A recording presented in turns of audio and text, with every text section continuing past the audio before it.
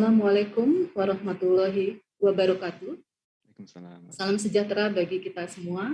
Salam, Om Swastiastu, Namo Buddhaya, salam kebajikan, Rahayu. Selamat siang para sahabat GTK yang telah hadir di Zoom dan streaming kanal YouTube. Semoga kita semua selalu diberikan kesehatan dan kebahagiaan lahir dan batin dalam setiap aktivitas kita.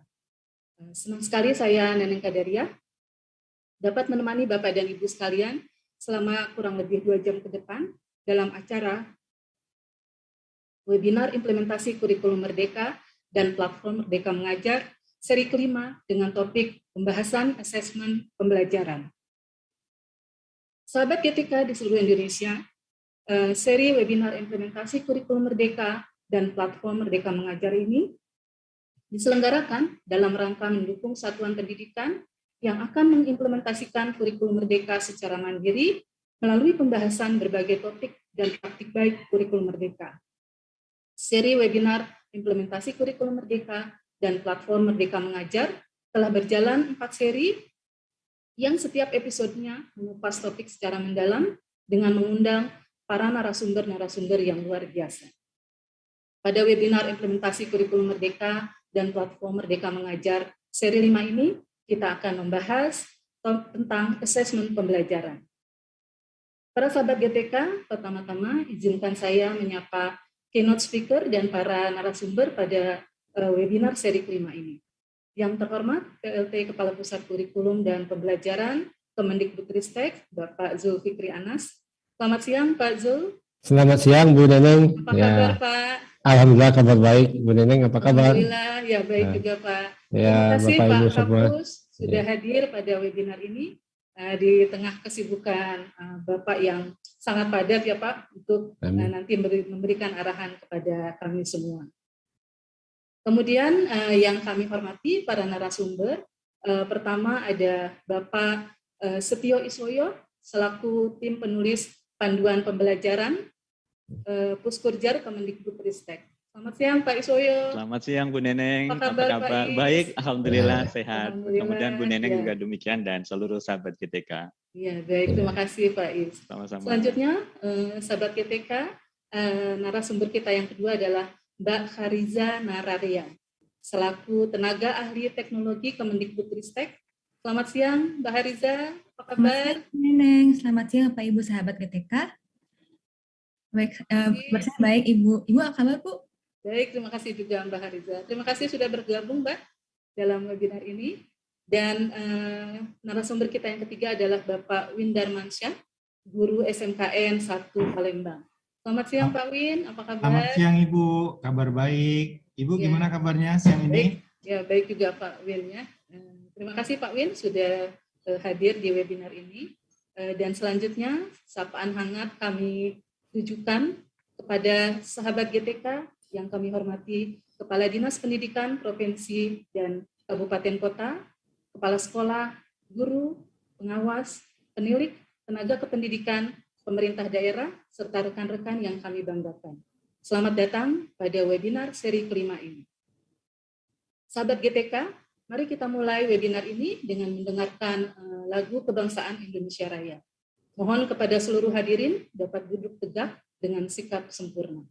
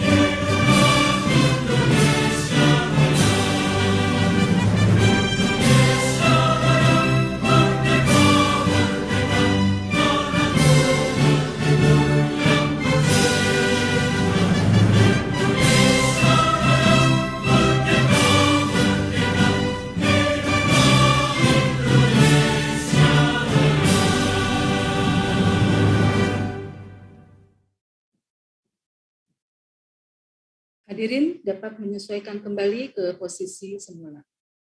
Bapak Ibu sahabat GTK, pembukaan resmi dari kegiatan webinar ini telah dilakukan pada seri webinar pertama, yaitu pada hari Senin 18 April 2022 yang lalu.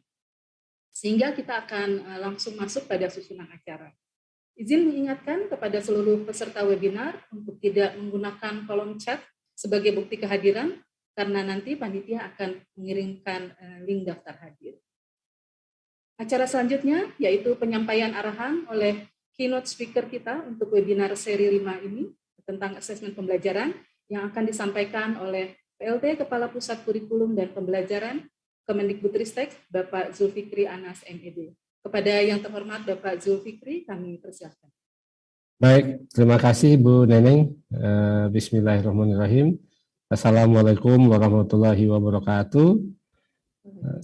Salam sehat selalu, Om Swastiastu, Namo Buddhaya, salam kebajikan, Rahayu, dan Bapak Ibu semua, sahabat GTK dimanapun berada, dan yang sama-sama kita hormati, ini Pak Iswoyo selaku narasumber, kemudian Ibu Karisa, ya, selaku narasumber juga, kemudian Pak Windan Mansah, dan kemudian Pak Doni selaku tuan rumah, dan juga Bapak Ibu yang hadir di ruangan ini, terutama para pimpinan di Kemendikbud beserta jajarannya, Bapak Ibu, dan sekali lagi dan kepada sahabat GTK yang berbahagia.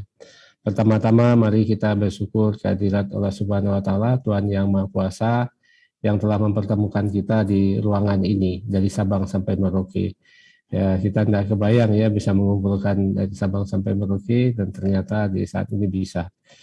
Dan pertemuan manusia, Bapak Ibu, antar manusia, di mana ketemunya, berapa lama ketemunya, apapun kesannya, Bapak Ibu, itu 100% itu kuasa ilahi. Jadi pertemuan itu harus disyukuri, termasuk Bapak Ibu yang bertemu dengan murid yang paling menyebalkan hari ini di kelas. Itu yang mempertemukan itu ilahi, bukan orang tuanya. Pertanyaannya, mengapa Bapak Ibu dipertemukan dengan anak yang merepotkan kita hari ini di kelas? Dia hadir untuk menyelamatkan kita sebetulnya. Kenapa? Semakin terkuras energi kita, semakin bermakna ilmu kita yang kita berikan pada mereka, maka semakin besar keberkahan yang diterima oleh Bapak Ibu gurunya sebetulnya. Jadi kehadiran mereka untuk menyelamatkan kehidupan gurunya di dunia dan akhirat sebetulnya. Untuk itu mari kita sentuh hati mereka, mari kita kembangkan pola pikir mereka, dan sehingga mereka merasakan keberadaan kita betul-betul bermanfaat dan bermakna bagi kehidupannya kelak di kemudian hari. Baik Bapak Ibu, mungkin ya Bapak Ibu semuanya sudah mendengar bahwa kita telah menerapkan kurikulum Merdeka sebagai salah satu opsi untuk pemulihan pembelajaran, sebagaimana yang telah di-launching oleh Pak Menteri bulan Februari yang lalu. Nah, tentu banyak yang bertanya, kenapa disebut dengan kurikulum merdeka? Ya kan? Apakah selama ini kita belum merdeka? Nah, baik Bapak Ibu, kurikulum merdeka ini sebetulnya berharap mengembalikan pendidikan kepada makna yang sesungguhnya, sebagaimana yang diungkapkan oleh pahlawan kita Bapak Ki Hajar Dewantara, yang ada beberapa kalimatnya yang luar biasa gitu ya. Yang pertama, beliau mengatakan begini, tumbuh kembangnya anak-anak itu di luar kecakapan dan kehendak kita kaum pendidik. Jadi kata kuncinya di sini, tumbuh kembangnya anak-anak itu di luar kecakapan dan kehendak kita kaum pendidik. Lalu kehendak siapa? Nah, berikutnya dikatakan bahwa tumbuh kembangnya anak-anak itu sepenuhnya atas kehendak kodratnya sebagai manusia, sebagai makhluk yang berpikir, yang punya hati, punya rasa, punya emosi, dan punya raga. Nah, sebagai manusia, setiap orang itu, setiap individu itu telah diberikan kekuatan-kekuatan kemanusiaan oleh ilahi di dalam diri setiap individu tanpa kecuali. Dan itu artinya setiap manusia itu telah punya perangkat-perangkat yang dia perlukan untuk menyelesaikan semua persoalan-persoalan hidupnya dan untuk menumbuh kembangkan sisi kemanusiaannya per individu. Dan saya juga selalu mengatakan kepada teman-teman guru bahwa Tuhan itu tidak mengenal produk gagal. Semua manusia dikasih keistimewaan, punya potensi. Dan ini juga diakui dari pasal 1 ayat 1 Undang-Undang Sistem Pendidikan Nasional yang menyatakan bahwa pendidikan adalah usaha sadar dan terencana untuk mewujudkan suasana belajar dan proses pembelajaran agar peserta didik secara aktif mengembangkan potensi dirinya. Jadi kata kuncinya di situ adalah suasana belajar dan proses pembelajaran agar peserta didik secara aktif mengembangkan potensi dirinya. Nah, berarti di sini Bapak Ibu, tugas dunia pendidikan adalah memberikan ruang yang seluas-luasnya, kesempatan yang seluas-luasnya kepada setiap peserta didik untuk mengembangkan potensi dirinya. Yang kita tahu Bapak Ibu, bahwa setiap manusia itu pasti memiliki potensi. Tidak ada manusia yang tidak memiliki potensi. Dan potensi itu berbeda satu sama lain. Sehingga pada dasarnya setiap individu mempunyai tempat, mempunyai ruang dalam kehidupan. Jika seandainya dari dini dia mengetahui potensi unik yang ada di dalam dirinya yang tidak diberikan oleh Tuhan kepada yang lain, maka kehadirannya tidak bisa tergantikan oleh orang lain, maka kehadirannya itu pun juga sekaligus menjadi bahagian dari keutuhan kehidupan, harmoni kehidupan.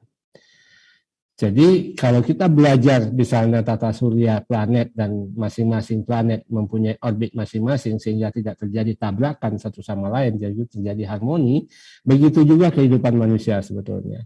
Masing-masingnya punya orbit masing-masing dan tidak satu pun orbit ditempati oleh dua planet yang berbeda karena Tuhan tidak ingin kita bertabrakan satu sama lain.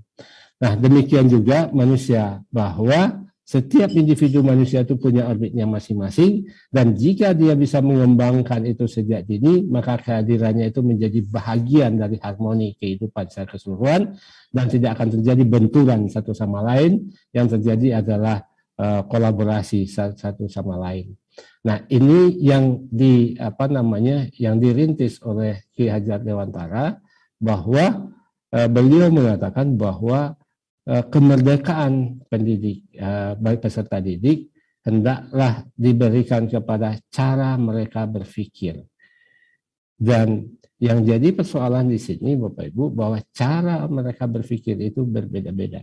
Jangan selalu dipelopori katanya. Jangan selalu disuruh untuk mengakui begitu saja pendapat orang lain.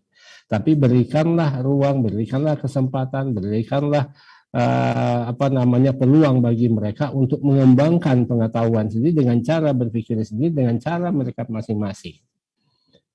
Nah, ini mengisyaratkan kepada kita bahwa Bapak Ibu, setiap anak itu adalah sang juara di bidangnya masing-masing sesuai dengan potensi uniknya itu.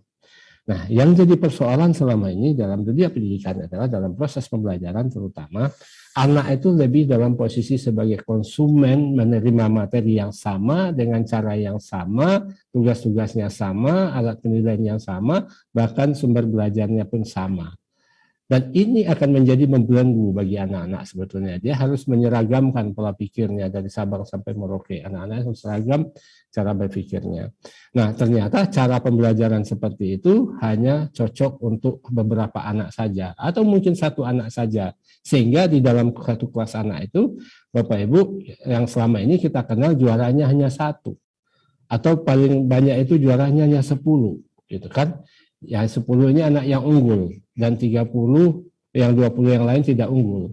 Dan kalau ini terjadi Bapak Ibu dalam dunia pendidikan, itu sama dengan kita mengatakan begini, ya Tuhan, dari 30 anak yang Engkau ciptakan, yang Engkau kirim di kelasku, hanya 10 yang bermutu di mataku manusia yang menilai ciptaanmu, dan yang 10 ini yang kami layani dengan baik, yang 20 yang lain ini kami serahkan nasibnya entah gimana.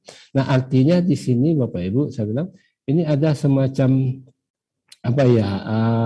penilaian kita terhadap anak-anak itu begitu naifnya gitu selama ini, bahwa dari 30 anak itu hanya satu juaranya. Kenapa? Karena ruang yang kita ciptakan hanya satu ruang.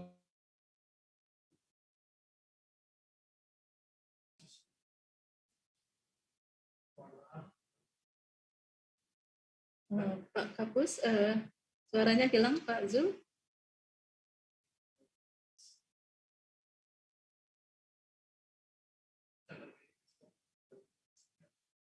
Pak Zul, mohon izin, suaranya tidak terdengar, Pak.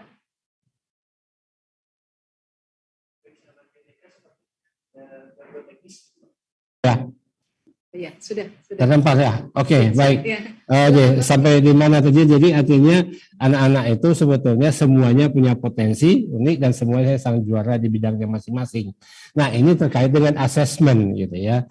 Nah, selama ini asesmen di dalam pendidikan kita itu lebih kepada untuk memvonis anak, menjudge anak sebetulnya. Begitu dia dikasih soal asesmen, soal ya, kemudian dia menjawab. Ketika dia tidak bisa menjawab itu dikatakan bodoh, kemudian bagi anak yang bisa menjawab dikatakan pintar. Nah, sebetulnya di sini Bapak Ibu kita harus mengubah pola pikir bahwa fungsi asesmen itu lebih kepada mengetahui apa yang dibutuhkan oleh anak sebetulnya. Kemudian fungsi asesmen juga untuk memastikan apakah anak itu mendapatkan hak yang proses pembelajaran. Misalnya kita dilakukan asesmen ALUF atau belum mengenal angka atau belum mengenal prasyarat untuk belajar di hari itu, Bapak Ibu, itu informasi bagi kita bahwa anak ini butuh pembelajaran untuk mengenal huruf. Anak itu butuh pembelajaran untuk mengenal angka. Atau anak ini butuh pembelajaran pembekalan agar dia siap untuk belajar masuk ke materi berikut. Nah, di sini sekali lagi saya selalu mengatakan bahwa asesmen untuk memastikan apa yang dibutuhkan anak dalam proses belajar selanjutnya. Sehingga kalau kita lakukan asesmen itu di awal sebelum proses pembelajaran berlangsung, maka kita akan tahu dari 30 anak satu kelas itu akan tahu si A, si B, si C-nya. Si A belum kenal sama sekali, si B sudah mulai kenal tapi belum lancar. Si D sudah bisa membuat menyusun huruf menjadi kata, bahkan si E mungkin sudah bisa lancar menulis satu alinea. Itu kondisi awal anak yang beragam. Nah, sekarang kalau kondisi awal anak itu kita sama ratakan dalam proses pembelajaran, maka yang akan diuntungkan adalah anak yang sudah bisa, atau mungkin yang diuntungkan anak yang belum bisa. Karena kalau kebetulan proses pembelajaran guru cocok pada anak yang belum bisa, maka anak yang sudah bisa akan frustasi. Kalau cocok pada anak yang sudah bisa, maka anak yang belum bisa akan frustasi, gitu kan? Nah, artinya di sini diperlukan suatu strategi asesmen dari awal kita masuk ke kelas untuk melihat peta kemampuan anak di hari itu, sehingga kita tahu si A, si B, si C itu butuhnya apa. Nah, baru kita bisa menyusun langkah-langkah pembelajaran sesuai dengan kebutuhannya. Bagaimana caranya? Kalau petanya seperti itu, ada 5 anak yang belum mengenal huruf, ada 5 anak yang sudah bisa mengenal tapi belum bisa merangkai menjadi kata, ada anak yang sudah lancar membaca. Nah, situasi seperti ini akan mempengaruhi teknik-teknik pembelajaran yang akan dikembangkan oleh guru. Makanya diskusi kita hari ini adalah asesmen pembelajaran. Asesmen dalam upaya mengefektifkan proses pembelajaran. Nah, yang kita sebut selama ini mungkin asesmen awal atau istilah agak sedang akademiknya diagnostik gitu ya. Nah, kita sengaja tidak menggunakan asesmen diagnostik. Kenapa? Karena bayangannya teman-teman di lapangan itu sesuatu yang canggih, tes IQ, tes apa segala macam. Kita tidak butuh itu gitu sebenarnya. Kita hanya butuh cara yang paling simpel, yang paling mudah untuk mengetahui anak ini sudah siap atau belum untuk belajar. Student readiness sebetulnya, kesiapan anak. Kemudian ketika anak itu sudah diketahui anak itu belum mengenal bilangan, tentu belum bisa ke penjumlahan, belum bisa ke perkalian dan sebagainya. Dan setelah kita coba ternyata masih belum bisa. Jangan langsung divonis bahwa anak ini gagal gitu ya. Jangan-jangan yang gagal itu kita dalam mendeteksi apa yang dibutuhkan anak atau cara kita yang membelajarkan anak itu yang gagal. Harusnya kita ganti caranya. Berarti di sini ada asesmen yang kita kenal dengan asesmen formatif, itu asesmen untuk mencek setiap saat apakah si anak sudah mendapatkan sesuatu yang mereka butuhkan atau belum. Nah, kalau seandainya si anak sudah mendapatkan yang dia butuhkan, dia akan lanjut terus.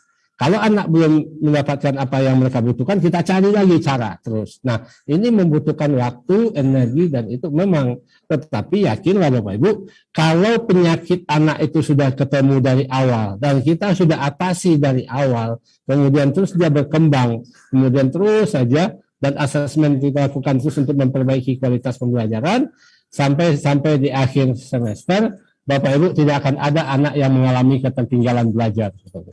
Kenapa? Karena dari awal itu kita sudah tahu dan sudah kita kawal dan dia tumbuh berkembang setiap saat. Artinya kalau bahasa sehari-hari, setiap hari ini anak itu udah naik kelas gitu. Setiap hari dia naik kelas. Dari tidak bisa membaca menjadi lancar membaca, dari tidak bisa mengenal bilangan menjadi lancar, kemudian terus sampai di akhirnya Bapak Ibu di akhir tahun pasti dia naik kelas dan tidak akan ada anak yang tinggal kelas sebetulnya kalau proses ini berlangsung dari awal. Apalagi di dalam kurikulum Merdeka kita mengusung konsep teaching at the right level. Jadi kita memberikan pembelajaran sesuai dengan capaian kemampuan anak sehingga dia tumbuh berkembang dari waktu ke waktu. Nah, di sini sekali lagi Bapak Ibu, asesmen bukan berarti kita harus mengasih soal kepada anak setiap saat, ngasih tes kepada anak setiap saat, enggak. Tapi carilah alat yang paling efektif, yang paling ampuh untuk mengenali kemampuan awal anak, kemudian dalam proses belajar apa yang terjadi di dalam dirinya, kemudian kita terus saja perbaiki. Jadi di situ. Jadi, nah pas di akhir nanti kita lihat pada saat di akhir semester itu seperti apa perjalanan anak dari awal dan seperti apa kompetensi terakhir dia di saat itu sebelum dia pindah ke semester berikut. Nah, kompetensi akhir itu bisa kita cek lagi dan tidak harus dengan tes juga, tidak harus dengan ini. Kita pastikan cara apa yang paling tepat untuk mencek anak sehingga itu yang kita laporkan sebetulnya. Jadi di situ sebetulnya yang kita laporkan bukan angkanya, angka itu hanya simbol sebetulnya. Yang kita laporkan adalah kompetensinya. Si anak ini sudah memiliki kompetensi apa, dan begitu kita kuantifikasi, misalnya kita angkakan, angka itu menjadi lambang dari kompetensi yang dimiliki anak.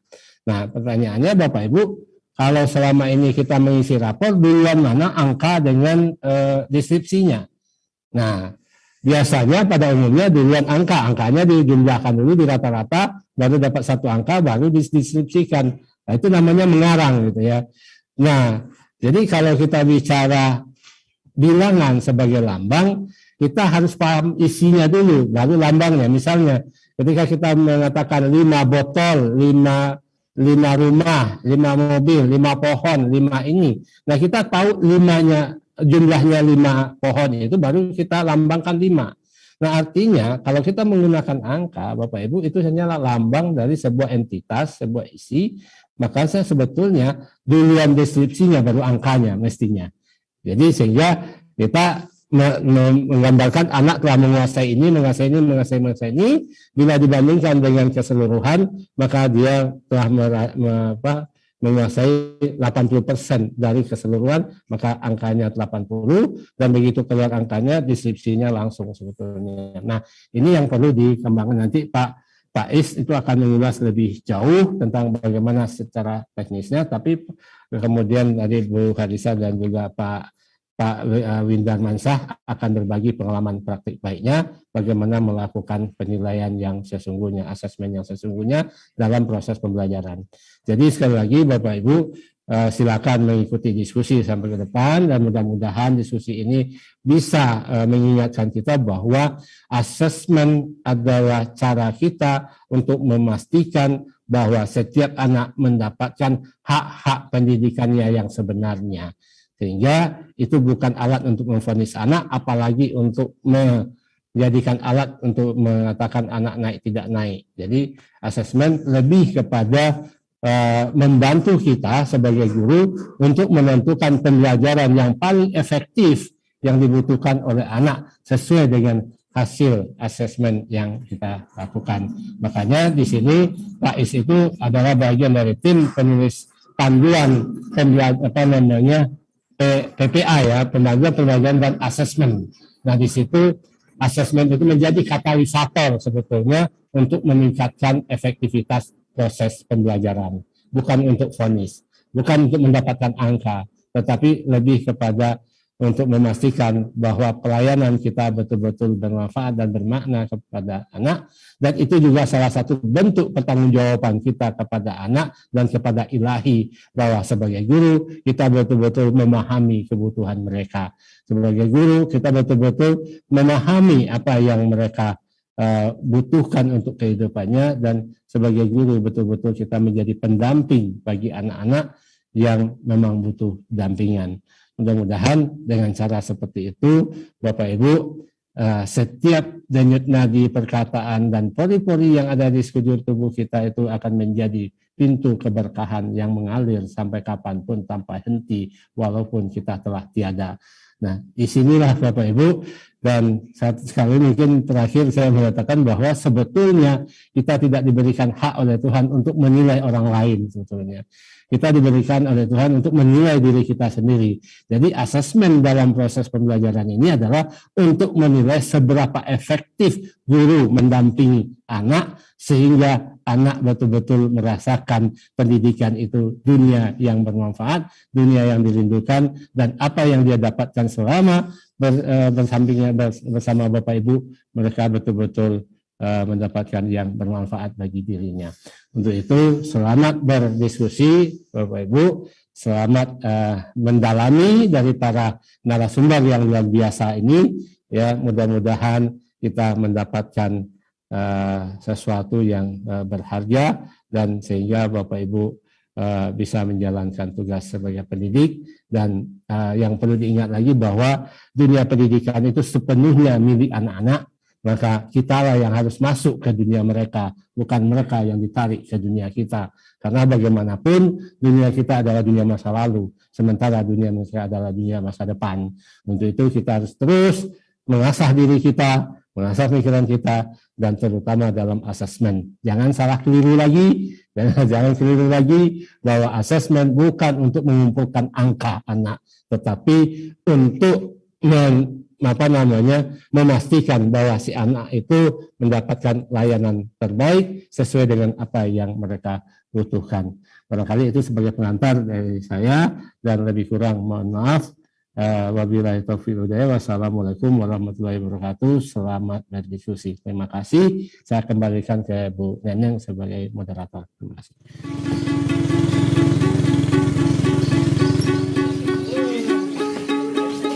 Saya Madit Pujangga, guru mata pelajaran biologi kelas 10 SMA Negeri 1 Basarang, Kabupaten Kapuas. Sekolah saya menjadi salah satu pelaksana program sekolah penggerak Angkatan 1. Lebih dari 1 semester ini, kami telah mengimplementasikan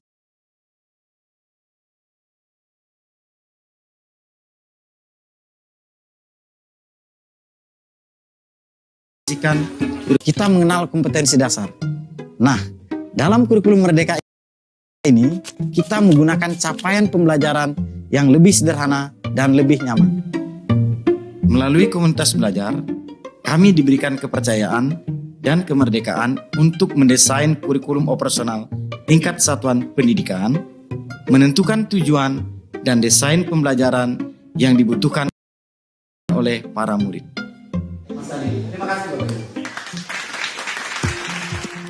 Dalam kurikulum Merdeka, kami dibantu dengan platform Merdeka Mengajar yang banyak berisi tentang pelatihan mandiri, video-video inspirasi, dan tata cara melakukan asesmen diagnostik.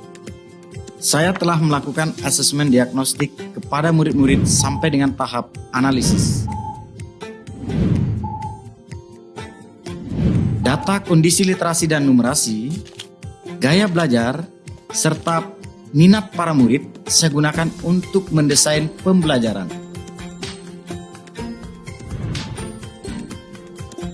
Pada materi sistem ekspresi manusia, saya memetakan anak berdasarkan minat pada video, infografis, ataupun dengan PowerPoint.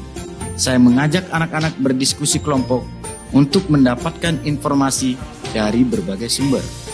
Nanti anak-anak yang secara kreatif saling menjelaskan dengan membuat bahan presentasi melalui berbagai bentuk hasil tugas. Ada yang presentasi dengan video, infografis, maupun PowerPoint. Dari sini kita lihat, bukan hanya anak-anak saja yang belajar, tetapi sebagai guru, saya juga belajar dari kemampuan dan kreativitas yang mereka miliki. Selain asesmen diagnostik, para murid saya ajak untuk menilai diri sendiri, dan ada juga penilaian sesama teman. Saya juga melakukan penilaian formatif dan sumatif untuk melihat progres dari setiap murid. Proses asesmen ini menjadikan saya lebih menghargai potensi yang ada dan tidak cepat memberikan penilaian akhir. Satu hal lagi yang saya sukai dari kurikulum Merdeka ini adalah saat ujian sekolah. Dulu kita menyusun soal ujian dengan MGMP tingkat kabupaten. Nah, saat ini yang membuat soal ujian adalah MGMP tingkat satuan pendidikan. Sehingga soal yang dibuat betul-betul sesuai dengan kondisi anak yang kita ajar. Kurikulum Merdeka ini memacu kita sebagai guru untuk terus belajar, berkarya, dan mendorong anak-anak lebih kreatif. Ini semua adalah harapan baru bagi embrio pendidikan Indonesia untuk 100 tahun Indonesia Merdeka.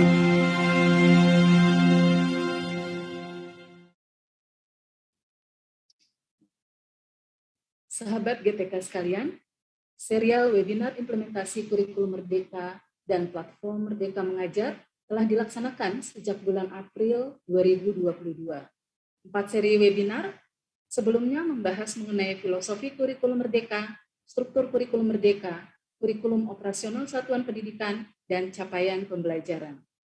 Seri kelima dari rangkaian seri webinar ini akan membahas mengenai asesmen pembelajaran yang mencakup hal-hal esensial dalam asesmen pembelajaran.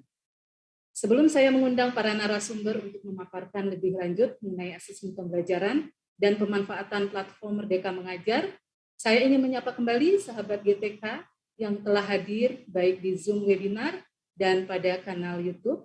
Dan saat ini sudah ada sekitar 10.000 peserta. Luar biasa sahabat GTK ya. Semoga sahabat GTK yang mengikuti acara ini semua dalam keadaan sehat selalu dan senantiasa bersemangat dalam mengikuti webinar ini sampai di penghujung acara nanti. Baik, sahabat GTK sekalian, selanjutnya kita akan masuk ke dalam sesi yang sudah kita nantikan, yaitu penjelasan dan diskusi mengenai asesmen pembelajaran. Selama berlangsungnya diskusi dengan para narasumber, sahabat GTK sekalian diharapkan dapat berpartisipasi aktif dengan memberikan pertanyaan di fitur Q&A di Zoom dengan format nama, asal instansi atau sekolah, dan pertanyaan yang ingin disampaikan. Pertanyaan dari sahabat GTK nanti akan kami kurasi untuk ditanyakan langsung kepada para narasumber setelah sesi paparan berakhir. Dan pertanyaan-pertanyaan lainnya akan dijawab oleh para panelis di dalam kolom fitur Q&A. Baik, sahabat GTK, selanjutnya kita akan mendengar penjelasan serta mendiskusikan dengan narasumber kita yang pertama, yaitu Bapak Win Darmansah, mengenai pengalaman beliau dalam melakukan asesmen pembelajaran.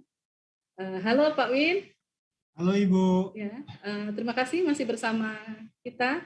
Pak Win, bolehkah Bapak menceritakan secara ringkas tentang pengalaman dan tantangan Pak Win dalam melaksanakan asesmen pembelajaran dan bagaimana cara Bapak mengatasinya? Ya, Baik, Ibu. silakan Pak Win, kami persilakan, dan waktu untuk Pak Win 20 menit ya Pak. Oke. Kami persilakan.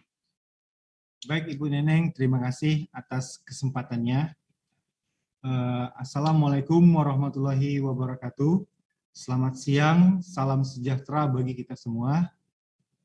Baik Bapak dan Ibu narasumber beserta sahabat GTK di seluruh tanah air. Izin Bapak Ibu sahabat GTK, Saya sebagai tenaga pendidik SMK Negeri 1 Palembang akan berbagi sedikit pengalaman ketika saya menjalankan asesmen pembelajaran pada kurikulum Merdeka. Sebelumnya, saya akan bercerita sedikit awal mulanya saya menggunakan platform Merdeka Mengajar. Masih pada suatu suasana liburan akhir semester genap tahun 2021, saya diminta pihak sekolah untuk mengikuti pelatihan implementasi kurikulum Merdeka. Pada saat itu, kurikulum Merdeka lebih familiar dengan sebutan kurikulum paradigma baru. Karena minim informasi saat itu tentang kurikulum Merdeka, saya berinisiatif untuk mencari informasi tentang kurikulum Merdeka di platform Merdeka Mengajar, dan ternyata banyak sekali informasi yang saya dapatkan mengenai kurikulum Merdeka. Salah satunya asesmen pembelajaran ini. Di SMK Negeri 1 Palembang menggunakan kurikulum Merdeka pada tahun pelajaran 2021-2022 berdasarkan Permendikbudristek tentang standar kompetensi lulusan, Permendikbudristek tentang implementasi kurikulum Merdeka, Permendikbudristek tentang standar isi. Baik, next selanjutnya. Langkah awal yang saya lakukan untuk mengimplementasi kurikulum Merdeka berupa rapat awal tahun pembelajaran bersama dengan Dinas Pendidikan Provinsi mengenai kurikulum Merdeka. Terus langkah selanjutnya, saya berkoordinasi dengan Dewan Guru yang lain mengenai metode apa yang akan saya gunakan kepada peserta didik. Dari hasil keputusan rapat awal tahun pembelajaran, bahwa di sekolah saya sedang digadang-gadangkan digital marketing. Kebetulan di SMK Negeri 1 Palembang yang menjadi keunggulannya adalah jurusan marketing. Oleh karena itu, saya mempunyai ide bagaimana kalau mata pelajaran yang saya ampuh, yang berupa seni budaya, saya kaitkan dengan digital marketing. Dan ternyata respon peserta didik sangat baik dan antusias. Dan tak luput juga mengalami sedikit kendala berupa peserta didik masih terasa asing dengan metode pembelajaran yang saya terapkan. Metode pembelajaran yang saya terapkan sejalan dengan materi pembelajaran seni budaya yang ada pada modul kurikulum Merdeka berupa merekam pengalaman proses kreatif dan referensi karyanya dalam bentuk visual. Sebagai langkah pembelajaran, saya bercerita tentang bagaimana di era sekarang ini media sosial merupakan media penyampai suatu berita yang sangat digemari, baik di kalangan anak muda sampai dengan orang dewasa. Untuk media yang saya gunakan dalam asesmen pendidikan adalah TikTok. Karena menurut saya, TikTok merupakan media yang sekarang paling populer ketimbang media sosial yang lain.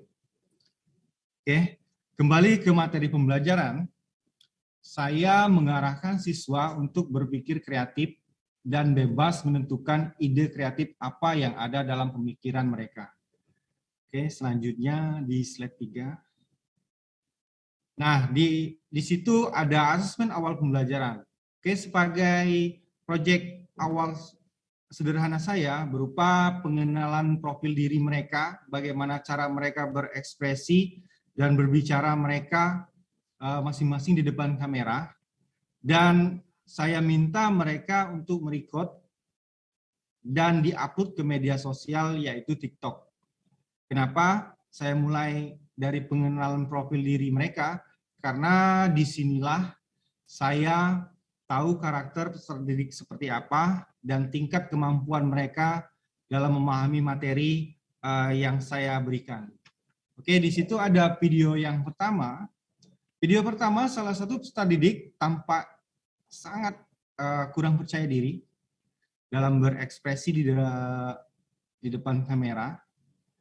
Nah, Untuk kendala yang seperti ini, saya beri masukan bagaimana cara menimbulkan percaya diri mereka agar penampilan mereka lebih maksimal di depan kamera. Solusinya yang saya berikan adalah dengan cara mereka harus lebih sering berekspresi di depan cermin, baik berupa gerak maupun berbicara. Dan semakin ke depannya, alhamdulillah, mereka mengatasi rasa kurang percaya diri mereka.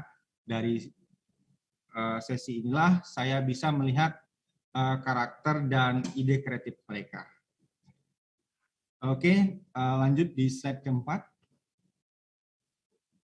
Dan tak semua anak mempunyai kesulitan dalam atau kurang percaya diri. Nampak di video ini, salah satu murid kami itu sangat leluasa sekali meluangkan ide kreatif mereka. Terlihat dalam video si anak dengan percaya diri membuat konten pengenalan diri profil diri dengan sangat baik. Dan setelah saya bertanya kepada si anak, ternyata dia sudah terbiasa membuat konten TikTok maupun Instagram. Untuk hasil keseluruhannya, ternyata peserta didik mampu memahami materi yang saya berikan pada mata pelajaran seni budaya pada asesmen awal pembelajaran. Oke, sekarang kita masuk pada asesmen formatif. Oke, pengalaman saya pada asesmen formatif. Pada asesmen ini, peserta didik yang sudah memiliki dasar dalam merecord objek dan sudah memahami cara merekam kamera dengan sudut pandang yang baik, maka tugas yang saya berikan sedikit meningkat kesulitannya. Dan hasil karya mereka itu dibuat dalam bentuk visual. Dan respon peserta didik sangat baik dan mereka dengan senang hati menerima tugas yang saya berikan. Untuk tugas ini saya menugaskan mereka untuk membuat karya seni rupa yang mereka sukai atau yang mereka mampu membuatnya. Dan hasil karya mereka dikemas dalam bentuk visual dan diupload ke media sosial, dan ternyata itu memacu mereka untuk berkarya secara maksimal.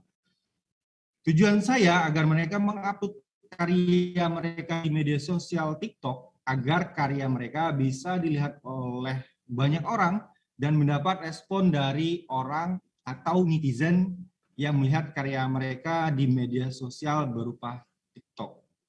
Oke, next videonya, play videonya.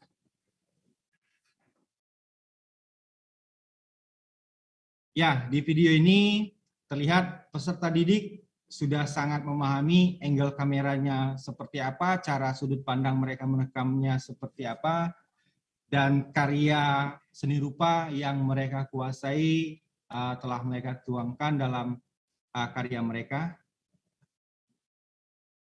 Oke, video selanjutnya.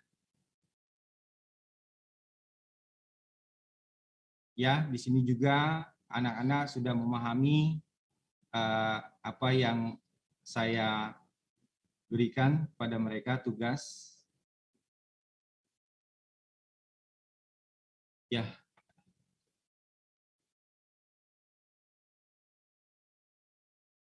Oke, next. Sekarang kita masuk ke penilaian asesmen sumatif.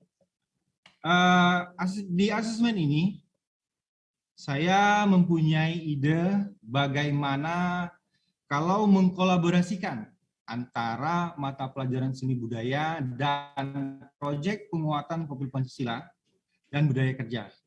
Karena di sekolah saya, SMK Negeri 1 Palembang, yang menjadi pusat keunggulannya adalah jurusan marketing. Pada asesmen ini, peserta didik saya arahkan untuk membuat suatu konten promosi produk yang ditugaskan kepada mereka pada Mapel P5BK. Saya dan guru yang mengajar Mapel P5BK saling bekerja sama dalam asesmen ini, yaitu tentang pembuatan konten promosi produk. Yang saya tekankan di sini, peserta didik dapat membuat video dengan arah sudut pandang yang baik dan produk kewirausahaan yang ditugaskan pada Mapel P5BK sebagai objeknya. berbekal pengalaman mereka dalam merekod yang mereka dapatkan sebelum dari materi yang sudah saya berikan, dan mereka praktekkan pada pembuatan konten promosi produk ini. Untuk itu, pengalaman yang mereka dapatkan atau peroleh dari pembelajaran seni budaya, khususnya pada modul kurikulum Merdeka dengan materi merekam pengalaman, proses kreatif, dan referensi karya dalam jurnal visual, berjalan dengan baik dan sangatlah bermanfaat untuk mereka memulai suatu usaha mereka nanti kelak di kemudian hari setelah mereka lulus nanti. Baik, sekian dari saya. SMK Negeri 1 Palembang lebih mengarahkan peserta didiknya untuk membuat peluang usaha sendiri. Terima kasih telah diberi kesempatan untuk dapat berbagi pengalaman seputar kurikulum Merdeka dan platform mengajar Merdeka Mengajar. Lebih dan kurangnya saya mohon maaf, saya akhiri. Wabillahi taufiq walhidayah. Wassalamualaikum warahmatullahi wabarakatuh. Baik, saya kembalikan kepada Ibu Neneng. Baik, terima kasih Pak Win atas sharing pengalamannya dalam melakukan asesmen pembelajaran dan bagaimana Pak Win memanfaatkan platform Merdeka Mengajar pada kami dan sahabat GTK semua. Izin kepada Pak Win untuk tetap bersama dengan kami ya Pak hingga akhir acara nanti. Siap Ibu. Ya, baik, terima kasih. Sahabat GTK, sebelum kita mendengarkan paparan narasumber yang kedua, mari kita simak video berikut.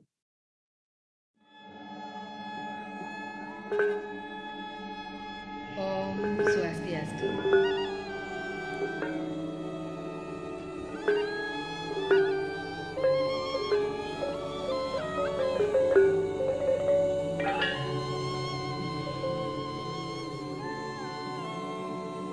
Menurut saya, kurikulum ini sangat bagus dikembangkan pada dunia pendidikan di zaman sekarang. Sesuai dengan kata merdeka yang berarti bebas tanpa tekanan. Maka kurikulum Merdeka ini benar-benar memberikan ruang tanpa batas untuk kami mengembangkan segala hal dalam pendidikan. Kita membacakan dulu kesepakatan kelas yang sudah kita buat bersama.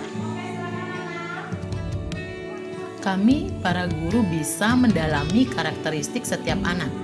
Kami juga dapat mengembangkan kreativitas sebagai pendidik. Begitu juga dengan anak, di mana mereka lebih bisa berkembang sesuai dengan potensinya masing-masing.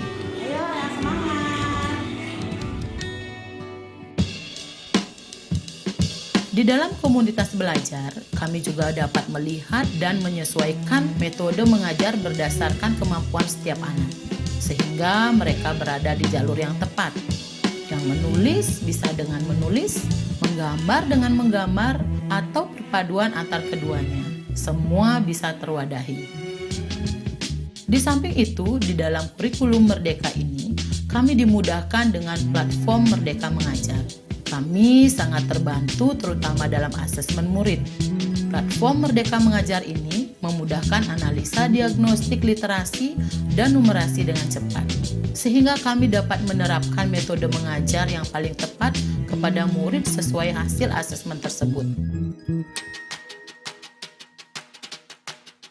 Banyak hal yang saya rasakan dari kurikulum Merdeka ini. Saya dinilai sebagai guru yang bersahabat. Anak-anak juga merasa senang dan bergairah dalam belajar. Waktu pelajaran tatap muka, anak-anak menjadi lebih disiplin, sadar dan bahagia dalam belajar. Dan yang lebih membuat kami bersyukur adalah murid menjalankan ini semua secara tulus, tanpa paksaan dan intervensi. Sehingga kami bisa menggali potensi setiap anak lebih mendalam.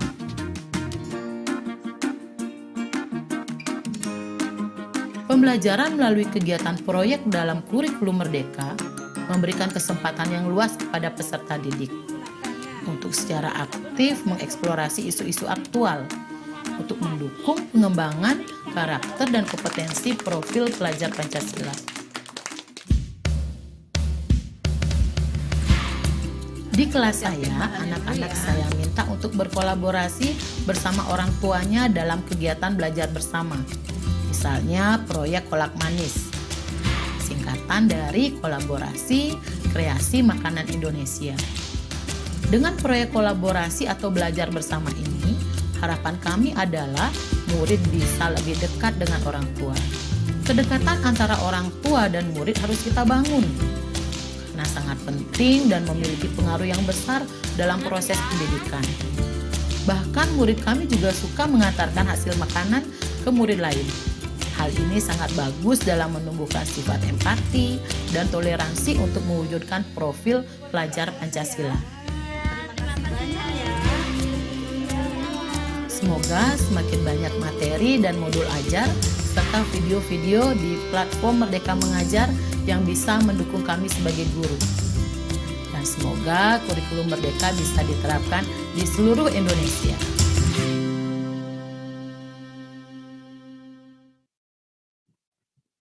Baik, sahabat GTK, selanjutnya kita akan mendengarkan paparan dari narasumber kedua, yaitu dari tim platform Merdeka Mengajar yang akan disampaikan oleh Mbak Hariza Nararia. Mbak Hariza, apakah sudah siap untuk sharing mengenai platform Merdeka Mengajar pada sahabat GTK? Sudah siap, Ibu. Oke, kami persilakan Mbak Hariza ya, waktunya adalah 20 menit, kami persilakan. Baik, terima kasih banyak Ibu Neneng. Selamat siang Bapak Ibu sahabat GTK, perkenalkan nama saya Hariza Nararia, selaku tim ahli teknologi dari Kemendikbudristek. Hari ini saya akan menjelaskan lebih lanjut mengenai bagaimana caranya menggunakan platform Merdeka Mengajar untuk menunjang Bapak Ibu dalam pembelajaran dan juga pengajaran terkait dengan asesmen. Bapak Ibu sekalian, mungkin sudah ada nih yang sudah menggunakan platform Merdeka Mengajar saat ini, tapi mungkin ada juga yang masih belum terlalu familiar dengan platform kami. Oleh karena itu, di awal saya akan menjelaskan terlebih dahulu tentang apa itu platform Merdeka Mengajar. Boleh di next? Baik. Platform Merdeka Mengajar merupakan sebuah platform yang diluncurkan oleh Kemendikbudristek pada tanggal 11 Februari 2022 melalui Merdeka Belajar episode 15. Nah, platform Merdeka Mengajar ini dapat diakses dengan dua cara, Bapak Ibu sahabat GTK, yaitu melalui aplikasi Gawai di Android yang dapat diunduh melalui Google Play Store dan juga melalui laman situs di guru.kemdikbud.go.id. Nah, Bapak Ibu, agar bisa menggunakan platform ini secara maksimal, secara menyeluruh, Bapak Ibu perlu untuk menggunakan akun belajar.id atau madrasah.kemenak.go.id. Jadi bagi Bapak Ibu yang mungkin belum mengaktifkan akun belajar ID-nya, boleh segera untuk diaktifkan sekarang Bapak Ibu ya. Nah, kemudian apa itu platform Merdeka Mengajar? Platform Merdeka Mengajar merupakan platform untuk guru yang diharapkan bisa menjadi bantuan dan juga edukasi bagi Bapak Ibu guru, sahabat GTK, untuk mewujudkan profil pelajar Pancasila, serta mendukung guru-guru untuk belajar, mengajar, dan juga berkarya lebih baik lagi. Di dalamnya terdapat 3 kelompok fitur besar, yaitu ada fitur terkait mengajar, belajar, dan juga berkarya. Terkait dengan fitur mengajar sendiri, kami berusaha untuk menyediakan referensi-referensi bagi guru untuk bisa mengembangkan praktik mengajar sesuai dengan kurikulum Merdeka. Di dalamnya terdapat 2 fitur Bapak Ibu, yaitu yang pertama adalah perangkat ajar. Di dalamnya terdapat lebih dari 2.000 referensi perangkat ajar seperti bahan ajar, modul ajar, dan juga modul proyek yang dapat diakses berbasis dengan kurikulum Merdeka. Dan yang kedua yang akan menjadi topik bahasan utama kami hari ini yaitu terkait asesmen murid yang berisi terkait dengan asesmen awal pembelajaran, literasi dan numerasi untuk mengetahui nih bagaimana kondisi dari masing-masing peserta didik. Untuk yang kedua juga terdapat fitur terkait belajar yang diharapkan dapat memberikan kesempatan bagi Bapak Ibu guru sahabat GTK untuk dapat belajar dan mengembangkan kompetensinya dimanapun dan kapanpun secara setara. Di dalamnya terdapat fitur pelatihan mandiri yang dapat membantu Bapak Ibu untuk bisa mengakses materi pelatihan berkualitas secara mandiri dan juga ada video inspirasi untuk mendapatkan inspirasi dari video-video yang aksesnya tidak terbatas. Yang ketiga, kami pun juga mengetahui nih Bapak Ibu bahwa kolaborasi antar guru itu sangat penting. Oleh karena itu, kami pun juga menyediakan fitur bukti karya saya yang diharapkan Bapak Ibu dapat membangun portofolio hasil karyanya dan juga saling berbagi inspirasi dan juga berkolaborasi dengan guru lain untuk terus meningkatkan pengajarannya. Karena sekarang kita telah mengetahui mengenai apa itu platform Merdeka Mengajar dan keseluruhan fiturnya, saya akan lebih dalam membahas mengenai apa itu fitur asesmen di dalam platform Merdeka Mengajar. Boleh di next mungkin? Nah baik. Bapak Ibu mungkin kalau ada yang sudah mendownload platform Merdeka Mengajar, boleh sambil untuk dibuka platformnya, kita akan mempelajarinya sama-sama. Di platform ini kami telah menyediakan 2 fitur yang terkait dengan asesmen, yaitu yang pertama adalah fitur membantu Bapak Ibu guru untuk bisa memahami dan juga mempelajari lebih lanjut mengenai asesmen dengan kurikulum Merdeka, melalui topik asesmen dengan jenjangnya ada PAUD, SD atau SMP hingga SMA dan SMK. Dan juga jika Bapak Ibu ingin melakukan praktik terkait asesmen secara langsung untuk asesmen awal pembelajarannya, Bapak Ibu dapat menggunakan fitur asesmen murid untuk mengetahui kompetensi dari muridnya dan juga merencanakan pembelajaran yang paling tepat untuk peserta didiknya. Nah, pertama-tama mari kita mengulas habis mengenai pelatihan mandiri. Di pelatihan mandiri ini Bapak Ibu terdapat topik-topik pelatihan yang telah dirancang sedemikian rupa untuk membantu Bapak Ibu dalam memahami kurikulum Merdeka. Di dalamnya terdapat modul-modul pelatihan yang sangat lengkap, yang setelah dipelajari pun dapat dibantu dengan adanya latihan pemahaman agar Bapak Ibu pun dapat mengetahui ini apakah pemahamannya sudah tepat atau belum terkait dengan modul tersebut.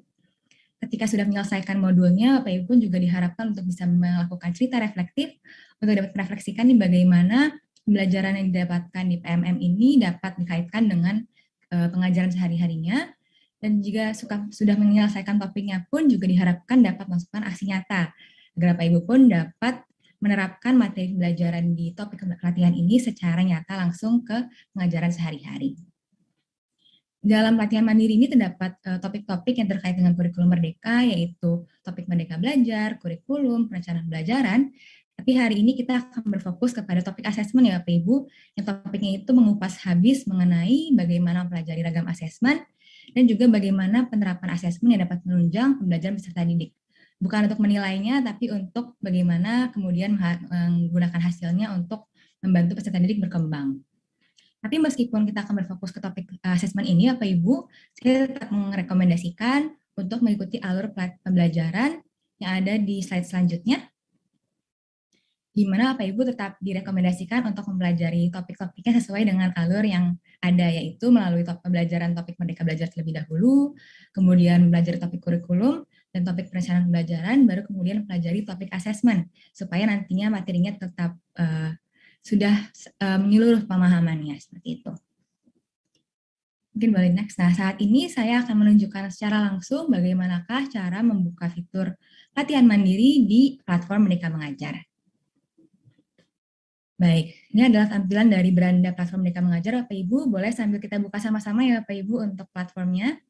Sekarang kita akan membuka fitur pelatihan mandiri di kanan atas. Kemudian akan muncul topik-topik pelatihan mandiri, dan silahkan di-scroll ke bawah untuk menemukan topik terkait asesmen. Nah, di topiknya ini ada 3 macam Bapak Ibu, yaitu asesmen PAUD, asesmen SD, dan juga asesmen SMP hingga SMA SMK, sesuai dengan jenjang pengajaran Bapak Ibu masing-masing. Nantinya platformnya pun akan menyesuaikan dengan jenjang pengajaran Bapak Ibu secara otomatis. Jadi jika Bapak Ibu merupakan guru SD, maka akan mendapatkan akses kepada asesmen SD secara otomatis, dan juga untuk yang lainnya. Nah, sebagai contoh, saya akan membuka yang SMP hingga SMA SMK. Kemudian di dalamnya Bapak Ibu akan menemukan modul pelatihan. Dalam modul asesmen ini terdapat 3 modul, yaitu tentang memahami asesmen, menyiapkan asesmen, dan juga penggunaan hasil asesmen. Sangat lengkap ya Bapak Ibu ya, dari pemahamannya hingga penggunaannya seperti apa. Apa saja isinya, mari kita lihat. Di dalamnya untuk materi yang memahami asesmen terdapat tentang prinsip dan fungsi asesmen, ada juga metode dan format asesmen, serta kurikulum dan asesmen. Kemudian yang kedua, modul kedua terdapat materi terkait dengan asesmen diagnostik, atau yang sekarang akan lebih dikenal sebagai asesmen awal pembelajaran, dan juga menyiapkan instrumen asesmen. Yang ketiga, terdapat modul terkait penggunaan hasil asesmennya. Di dalamnya sangat lengkap juga Bapak Ibu terkait dengan merencanakan tindak lanjut asesmen, umpan balik, dan juga mengolah dan melaporkan hasil asesmen. Jadi diharapkan setelah Bapak Ibu menyelesaikan keseluruhan modul ini, sudah sangat mengetahui bagaimana cara menerapkan asesmen yang paling tepat untuk peserta didiknya. Nah, bagaimana cara mempelajarinya, saya akan menunjukkannya juga.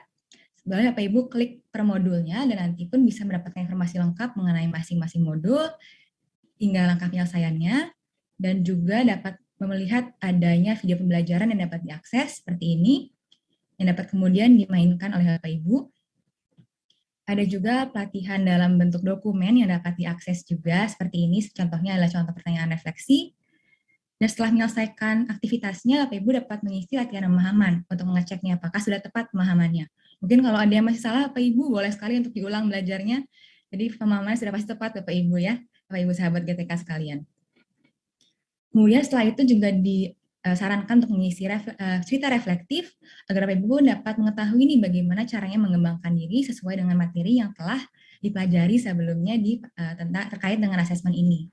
Jadi mungkin bagaimanakah asesmen saya selama ini dan bagaimana cara dikembangkannya boleh tulis di cerita reflektif ini.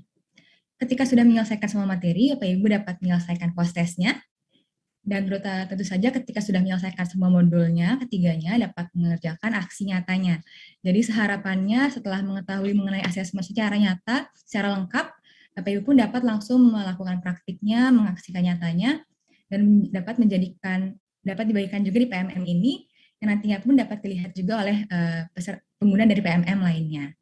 Ada di fitur aksi nyata ya Bapak Ibu. Jadi boleh sekali dibaca juga aksi nyata Bapak Ibu guru lain sebagai bahan inspirasi ya Bapak Ibu sahabat GTK sekalian. Nah, itu merupakan gambaran dari penggunaan pelatihan mandiri untuk asesmen yang berfokus untuk membantu Bapak Ibu belajar terkait asesmen. Kami tidak berhenti hanya di situ, kami juga menyediakan fitur tadi asesmen murid yang diharapkan bisa membantu Bapak Ibu untuk memahami dan juga mengenali kemampuan dari masing-masing peserta didik. Mungkin boleh kembali ke slide terlebih dahulu.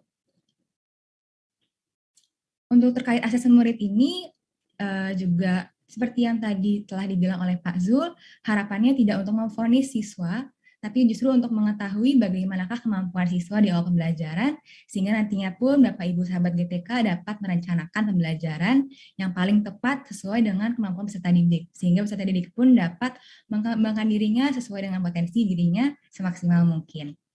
Bagaimanakah isi dari fitur asesmen murid ini? Isinya terdapat, boleh di next mungkin? Nah, asesmennya untuk awalnya ini kami memiliki paket-paket soal analisis awal pembelajaran, literasi dan numerasi yang diharapkan dapat membantu Bapak Ibu sahabat GTK untuk menerapkan pembelajaran yang sesuai dengan tahap capaian perkembangan peserta didik. Jadi untuk saat ini memang baru ada literasi numerasi Bapak Ibu, tapi kami pun sedang mengembangkan terus paket-paket soal dan juga paket asesmen lainnya yang dapat membantu Bapak Ibu untuk digunakan. Asesmen ini dapat dibagikan secara daring ataupun luring, dan jika digunakan secara daring maka dapat langsung mendapatkan hasilnya atau analisisnya melalui platform. Di next, Mas. Nah, melalui fitur ini, Bapak Ibu dapat mencari asesmen yang berdasarkan fase dan juga mata pelajarannya, yang dapat dibagikan secara daring maupun luring, kemudian dapat menerima proses penilaian yang dilakukan secara otomatis jika menggunakannya secara online, kecuali untuk uraian Bapak Ibu yang masih harus dibaca secara masing-masing. Kemudian juga dapat mengetahui level kompetensi dari masing-masing murid yang diharapkannya dapat membantu untuk merencanakan pembelajaran yang paling tepat ke depannya. Baik Bapak Ibu, kita lihat juga sekarang bagaimanakah cara mengakses fitur asesmen murid di platform Merdeka Mengajar ini. Saya akan segera menunjukkannya nih Bapak Ibu. Sambil Bapak Ibu juga boleh untuk membuka kembali platform Merdeka Mengajarnya ya, sambil kita lihat sama-sama mungkin. Pertama-tama untuk asesmen murid ini mungkin agak nyempil di bawah Bapak Ibu, boleh turun ke bawah dulu baru nanti muncul di kiri bawah fiturnya. Kemudian nanti dapat dibuka dan akan muncullah tampilan paket-paket soal yang dapat digunakan. Bapak Ibu dapat memilih untuk fasenya terlebih dahulu.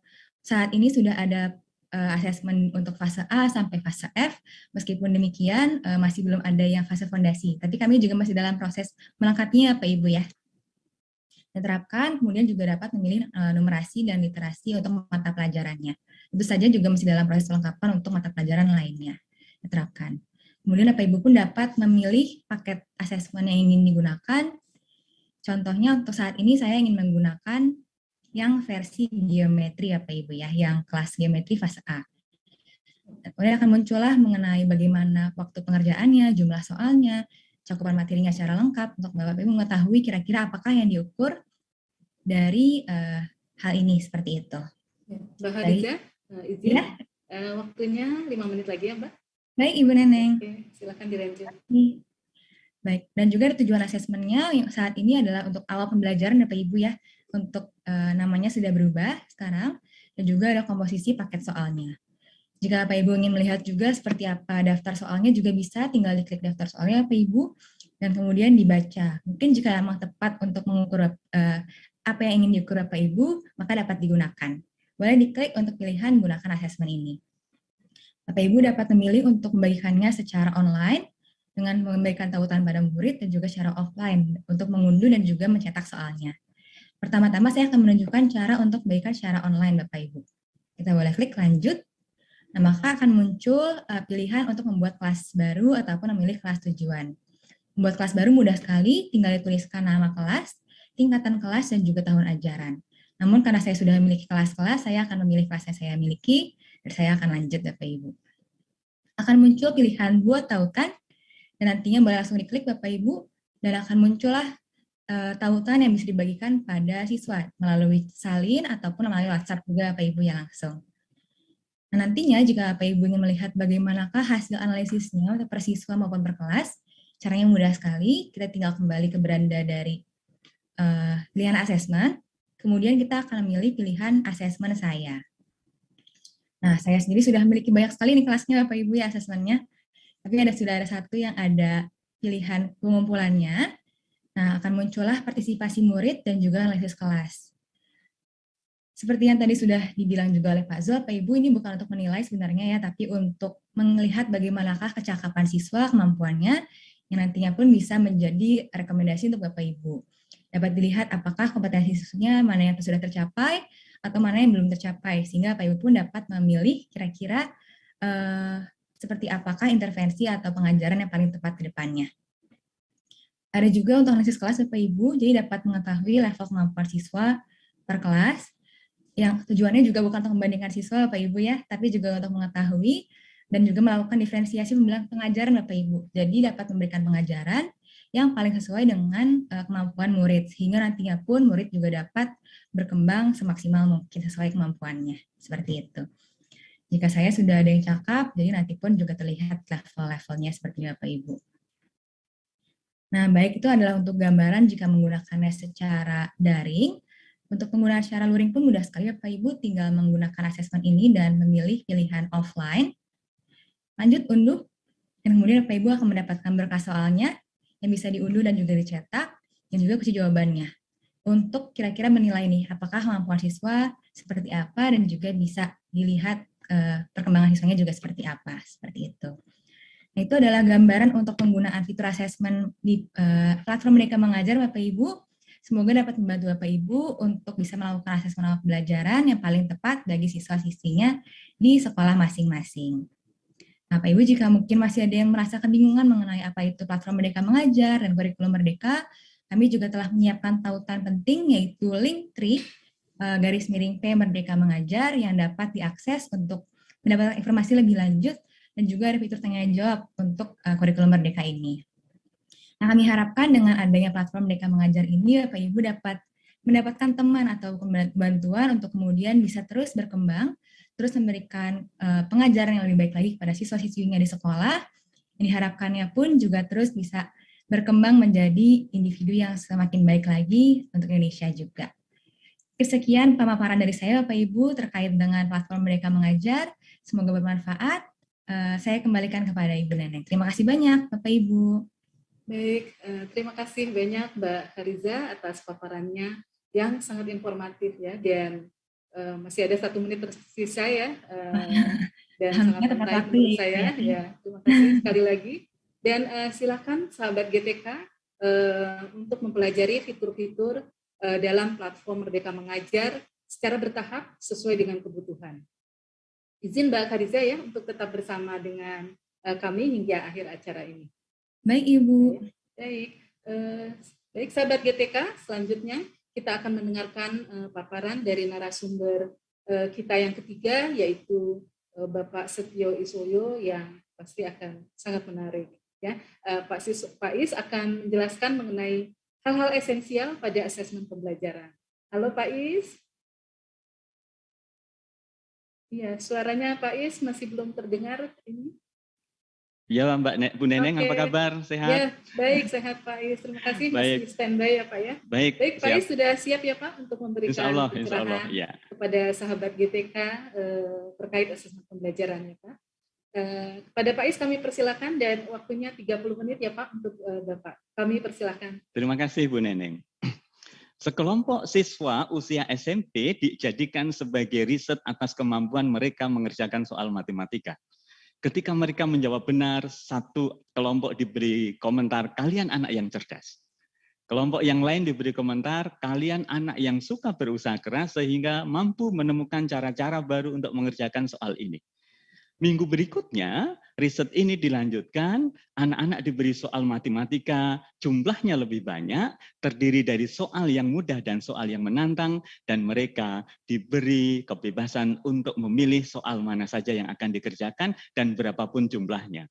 Ternyata anak-anak yang diberi komentar, kalian anak yang cerdas, cenderung memilih soal-soal yang mudah, sementara anak-anak yang diberi komentar, kalian anak yang suka berusaha keras dan mampu menemukan cara-cara baru, cenderung memilih soal-soal yang menantang. Kemampuan kita dalam memberikan umpan balik yang tepat akan menentukan kinerja, prestasi, belajar peserta didik. Assalamualaikum warahmatullahi wabarakatuh. Sahabat GTK yang berbahagia, tentu rasa syukur yang tak terhingga kehadirat Allah SWT Tuhan Yang Maha Esa pada kesempatan sore hari ini bisa belajar bersama untuk mengkaji satu hal yang luar biasa yang kami beri judul cara asik melakukan asesmen dalam kurikulum Merdeka. Bapak dan Ibu mohon izin materinya akan saya gaspol bukan gas tipis-tipis. Karena waktunya terbatas dan banyak hal yang akan disampaikan.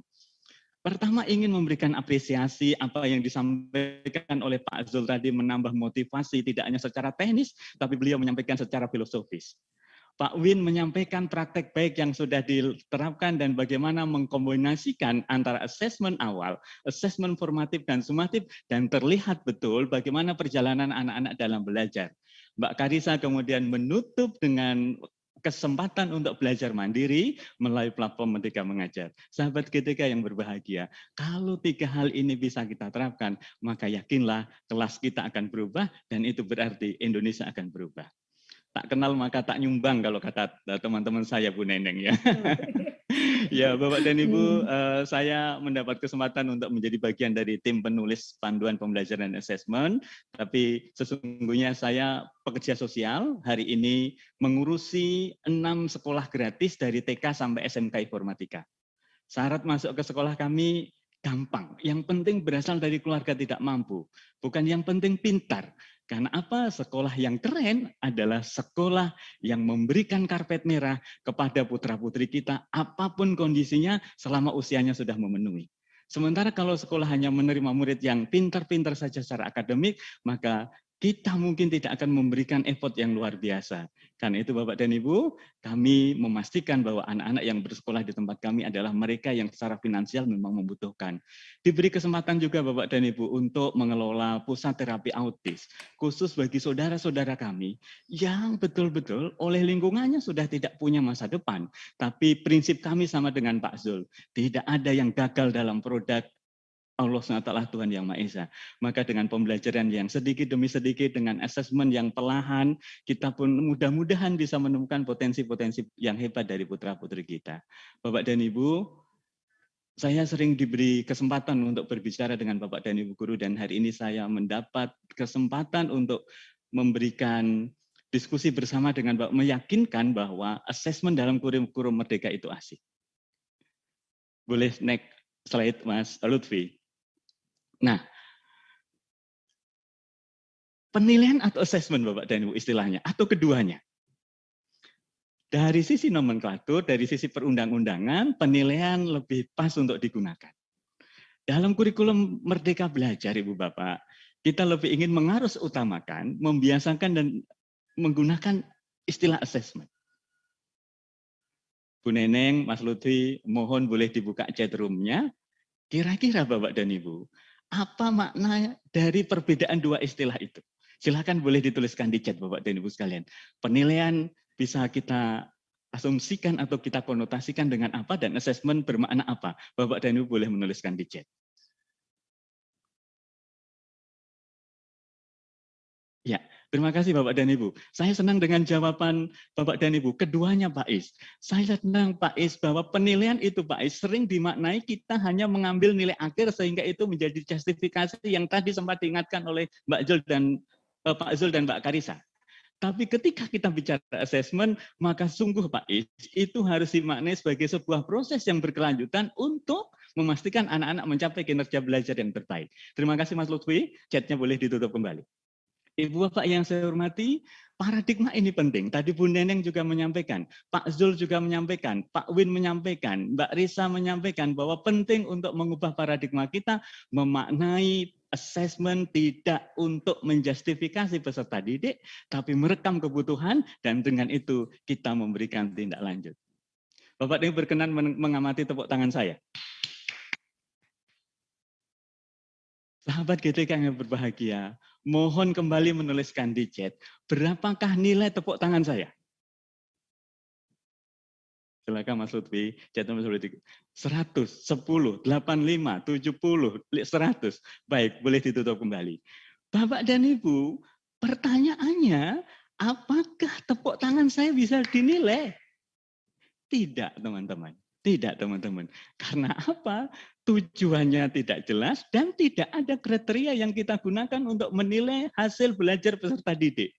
Karena itulah Bapak dan Ibu, mohon izin, asesmen harus dilengkapi dengan data yang memadai, ditentukan tujuan penilaian atau asesmennya, dirumuskan alat yang akan digunakan untuk mencapai tujuan itu, dan kemudian diketahui apa yang akan dihasilkan sebagai bukti bahwa seorang peserta didik sudah mencapai tujuan itu.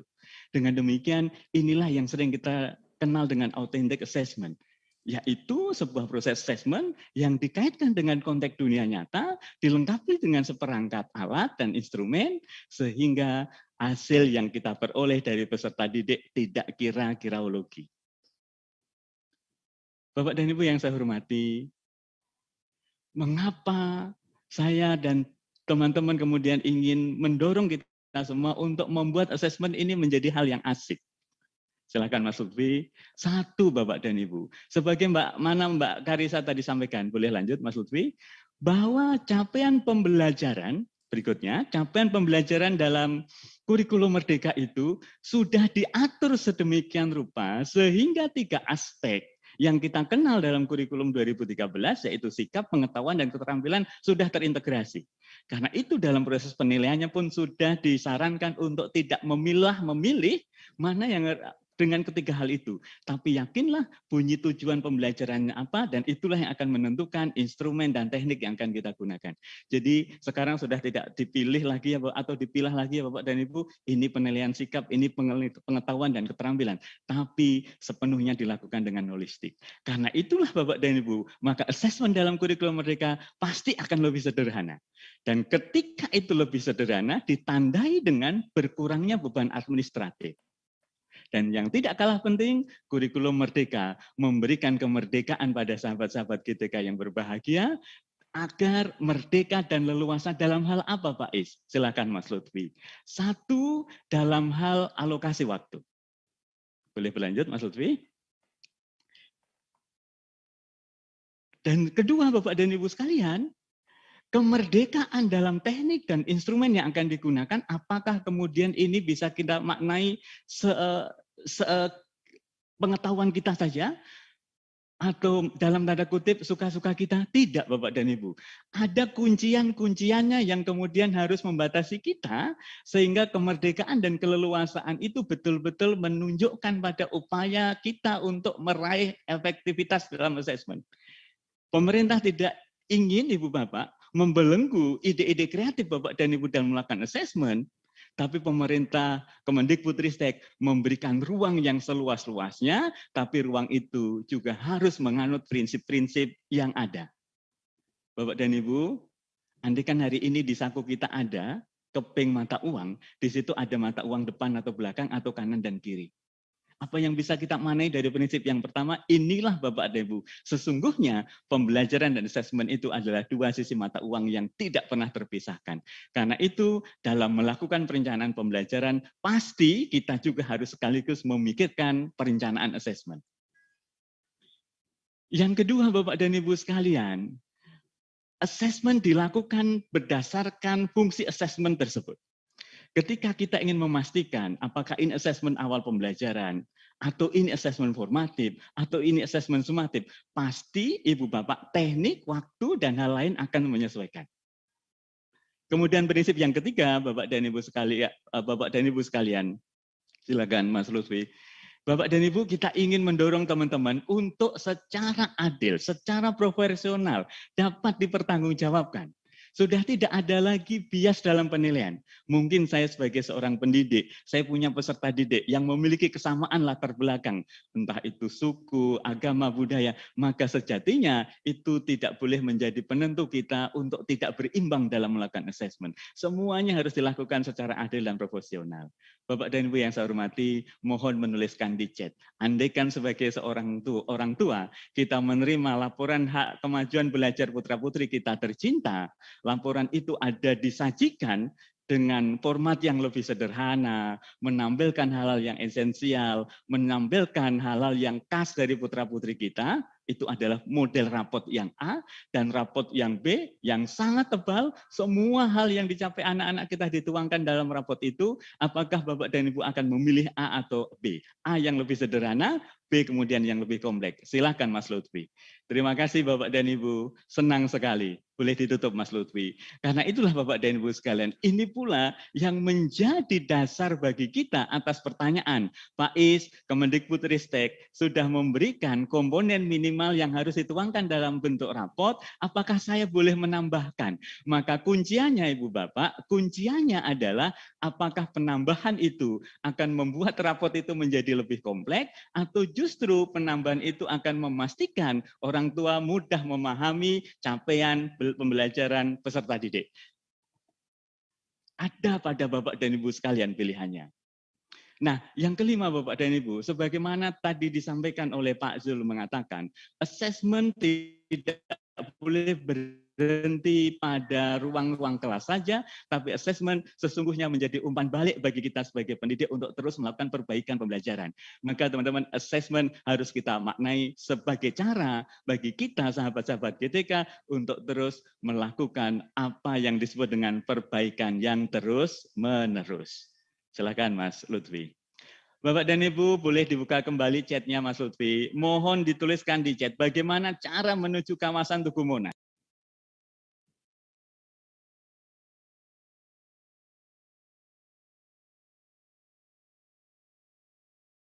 Terima kasih Bapak dan Ibu.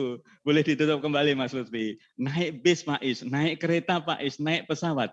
Sahabat-sahabat GTK yang berbahagia, kenapa tidak ada yang mengajukan pertanyaan, Pak Is berangkatnya dari mana? Bisa jadi berangkatnya bukan dari luar pulau, Bapak dan Ibu. Bisa jadi berangkatnya bukan dari Jakarta, tapi berangkatnya dari stasiun Gambir, sehingga untuk menuju kawasan Tugu Monas tidak perlu pakai transportasi apapun, tapi cukup dengan berjalan kaki. Inilah Bapak dan Ibu, esensi berikutnya dalam kurikulum Merdeka terkait dengan pembelajaran dan asesmen adalah, ayo Bapak dan Ibu, apa yang disampaikan oleh Pak Zul tadi, apa yang disampaikan oleh Pak Win tadi, apa yang disampaikan oleh Mbak Karisa tadi, dalam diagnostic assessment, istilah awalnya menggunakan diagnostic assessment, tapi saat ini Bapak dan Ibu, kita akan mengarus utamakan penggunaan istilah assessment awal pembelajaran. Silahkan Mas Lutfi. Kenapa demikian Bapak dan Ibu? Sering dimaknai, kadang-kadang penggunaan istilah yang rumit itu justru malah membuat teman-teman merasa kurang pede. Padahal sesungguhnya yang dimaksud dari asesmen diagnostik itu, sebagaimana Pak Zul dengan sangat luar biasa tadi menjelaskan, pentingnya kita memahami level kemampuan anak-anak saya ini ada di mana, sehingga dengan cara itu kita bisa menentukan tindak lanjut, diferensiasi pembelajaran yang akan dilakukan.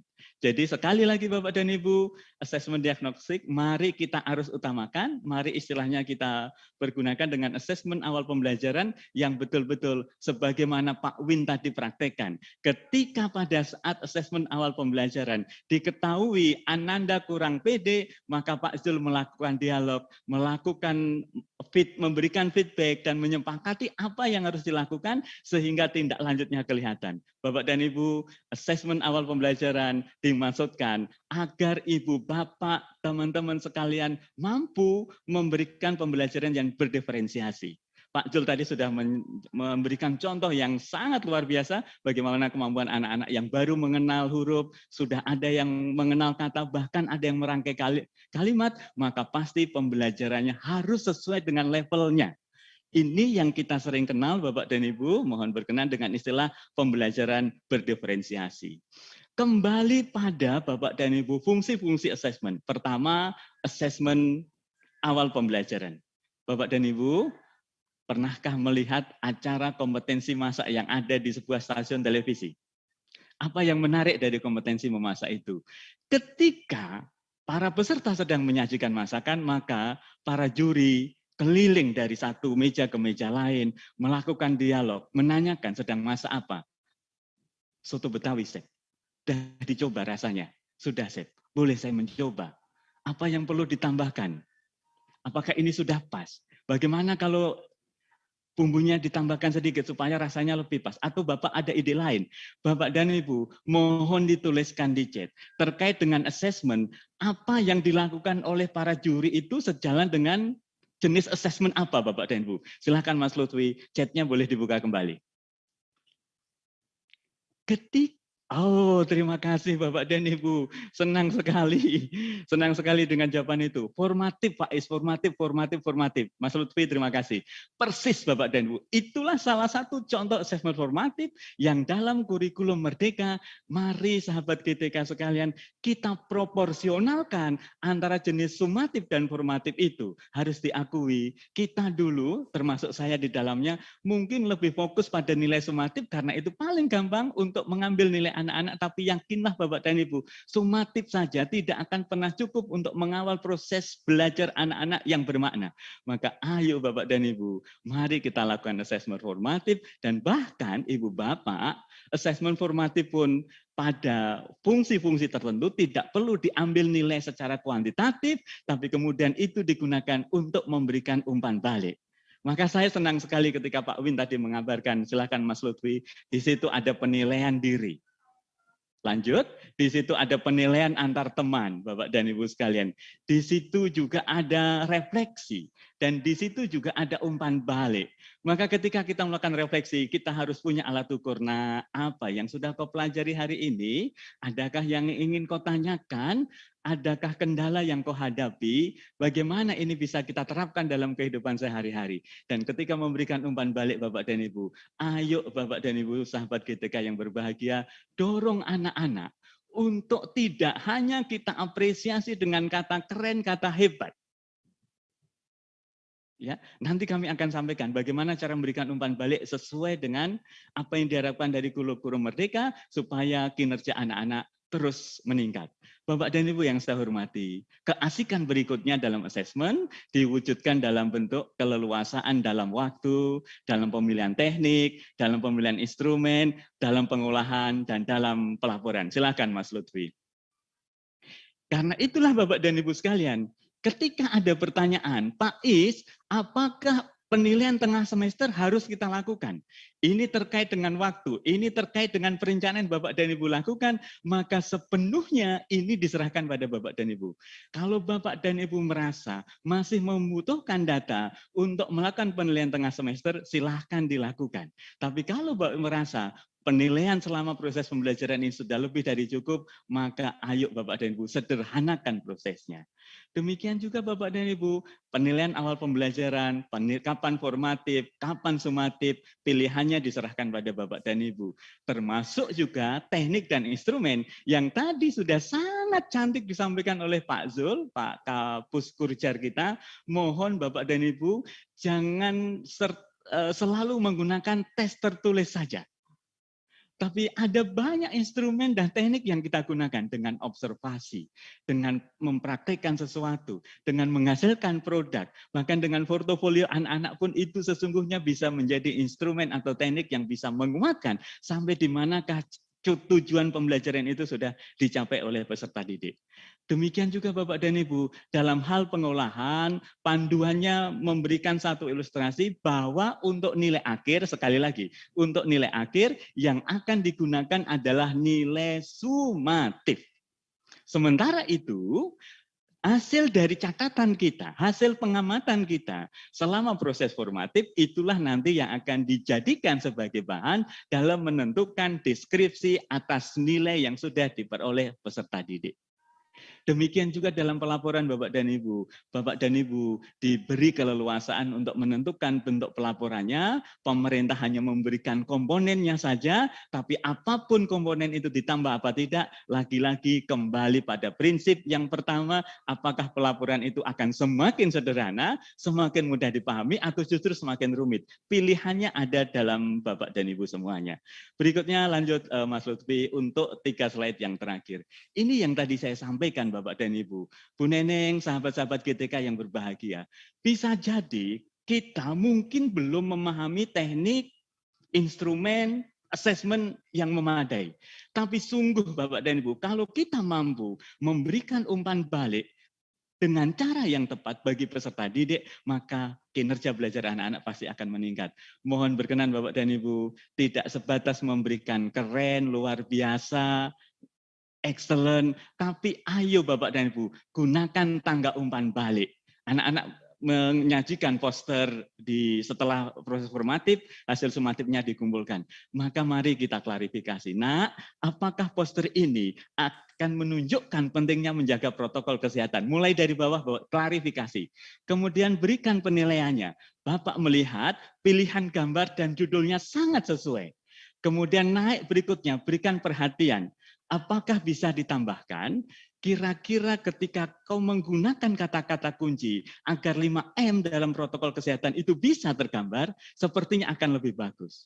Langsung masuk pada saran. Seandainya nak, kegiatan ini akan kita ulangi pada lain kesempatan, apa yang akan kau tingkatkan, dan yang terakhir Bapak dan Ibu, kuncilah dengan apresiasi yang menunjukkan pentingnya melakukan usaha yang sungguh-sungguh. Nak, Bapak senang, posternya dikumpulkan tepat waktu, dikerjakan dengan rapi, dan pasti, nah kunciannya ada di sini, ayah dan bunda sahabat-sahabat GTK.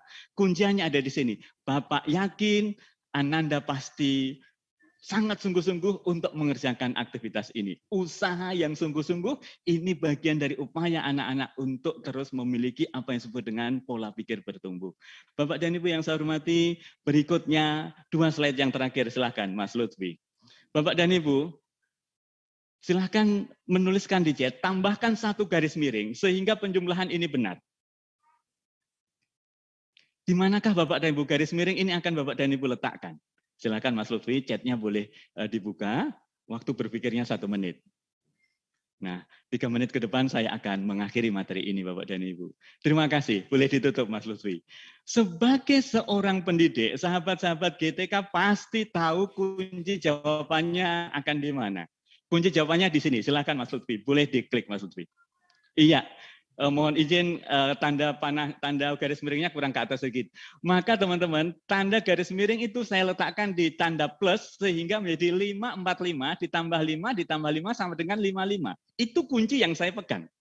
Tapi kalau ada anak saya yang menjawab, Pak Is, mohon berkenan tanda garis miringnya ditarik atau ditaruh di tanda sama dengan.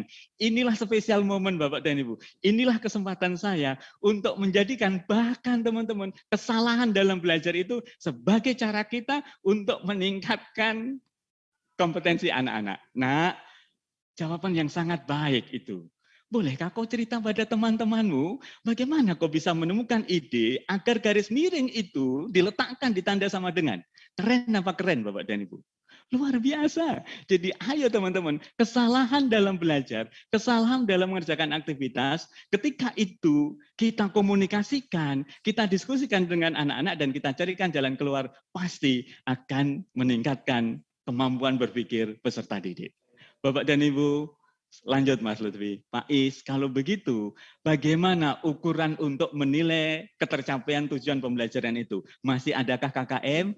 Ayah dan bunda, sahabat-sahabat GTK yang berbahagia, dalam kurikulum Merdeka istilah KKM tidak digunakan lagi, tapi digunakan kriteria ketercapaian tujuan pembelajaran. Sekali lagi, kriteria ketercapaian tujuan pembelajaran. Kenapa? berkaca dari pengalaman sebelumnya, KKM itu selalu dikunci mati pada satu nilai kuantitatif 75, 80, 85. Sehingga energi kita habiskan untuk ngejar nilai itu, dan terkadang mohon maaf dengan segala kerendahan hati, kita justru sering mengabaikan pembelajaran bermakna.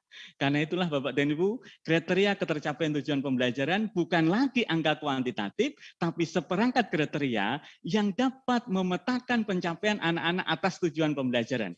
Dengan demikian, kita bisa menggunakan rubrik penilaian, kita bisa menggunakan lembar checklist, kita bisa menggunakan deskripsi dengan tuntas dan tidak tuntas, dan ketercapaian kriteria itu sekali lagi akan menentukan diferensi pembelajarannya akan seperti apa.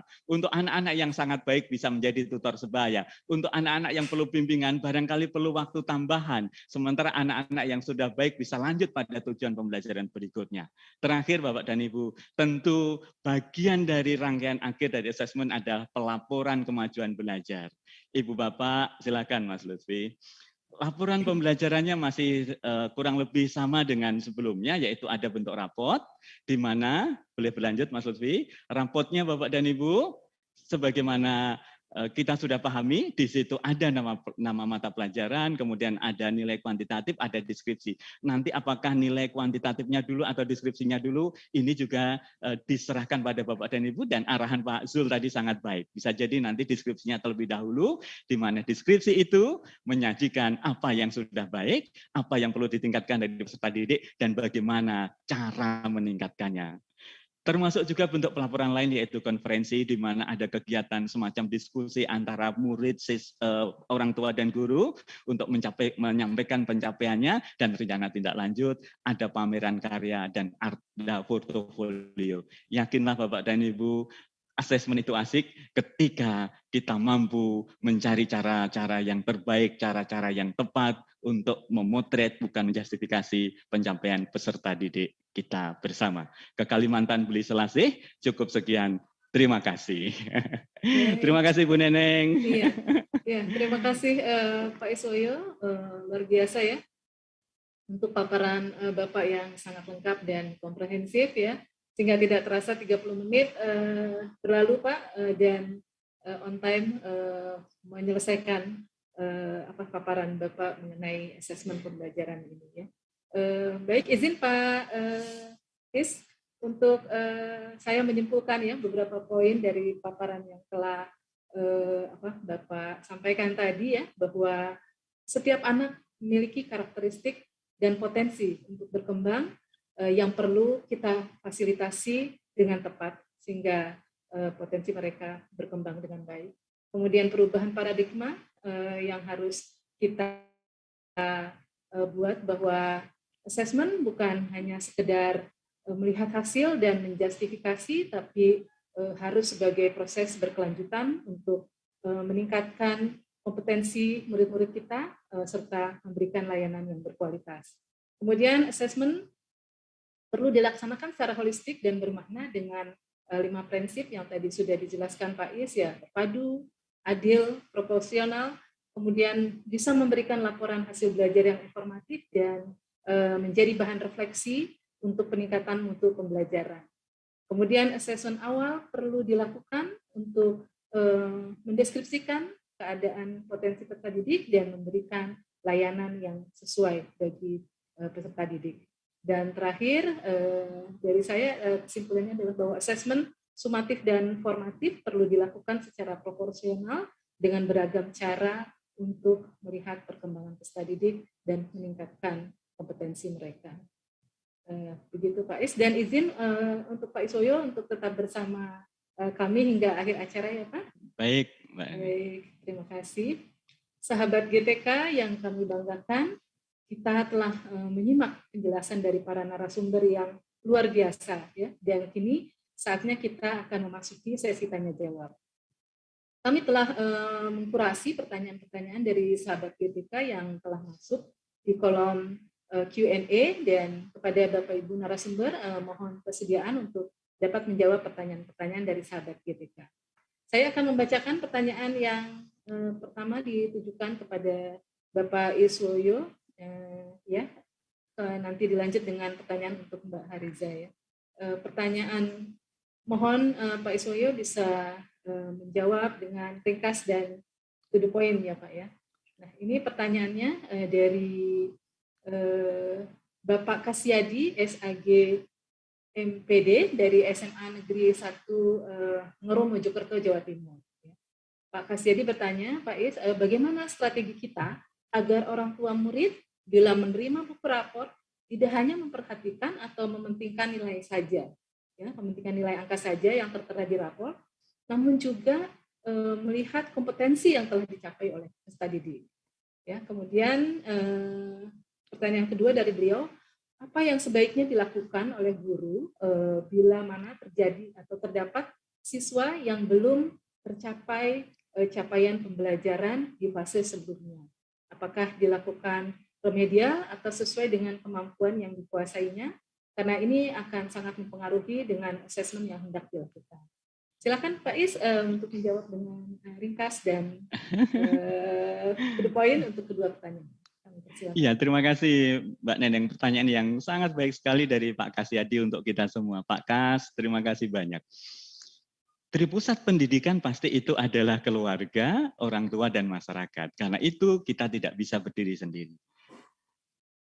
Sebuah transformasi pendidikan termasuk penerapan kurikulum Merdeka ini mohon berkenan Pak Kas, sahabat-sahabat GTK yang berbahagia, mari kita juga sosialisasikan kepada orang tua.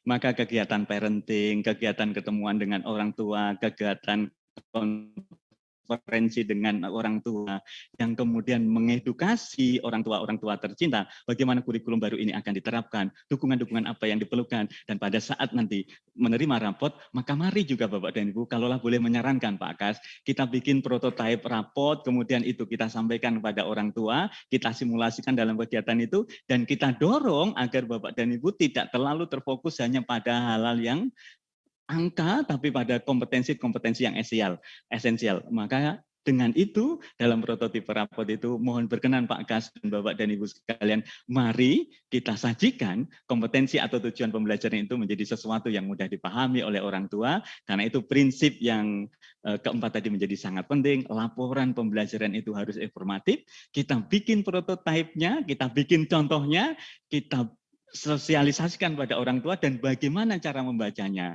Sekaligus juga Bapak dan Ibu, nanti orang tua akan kita mintakan untuk memberikan umpan balik.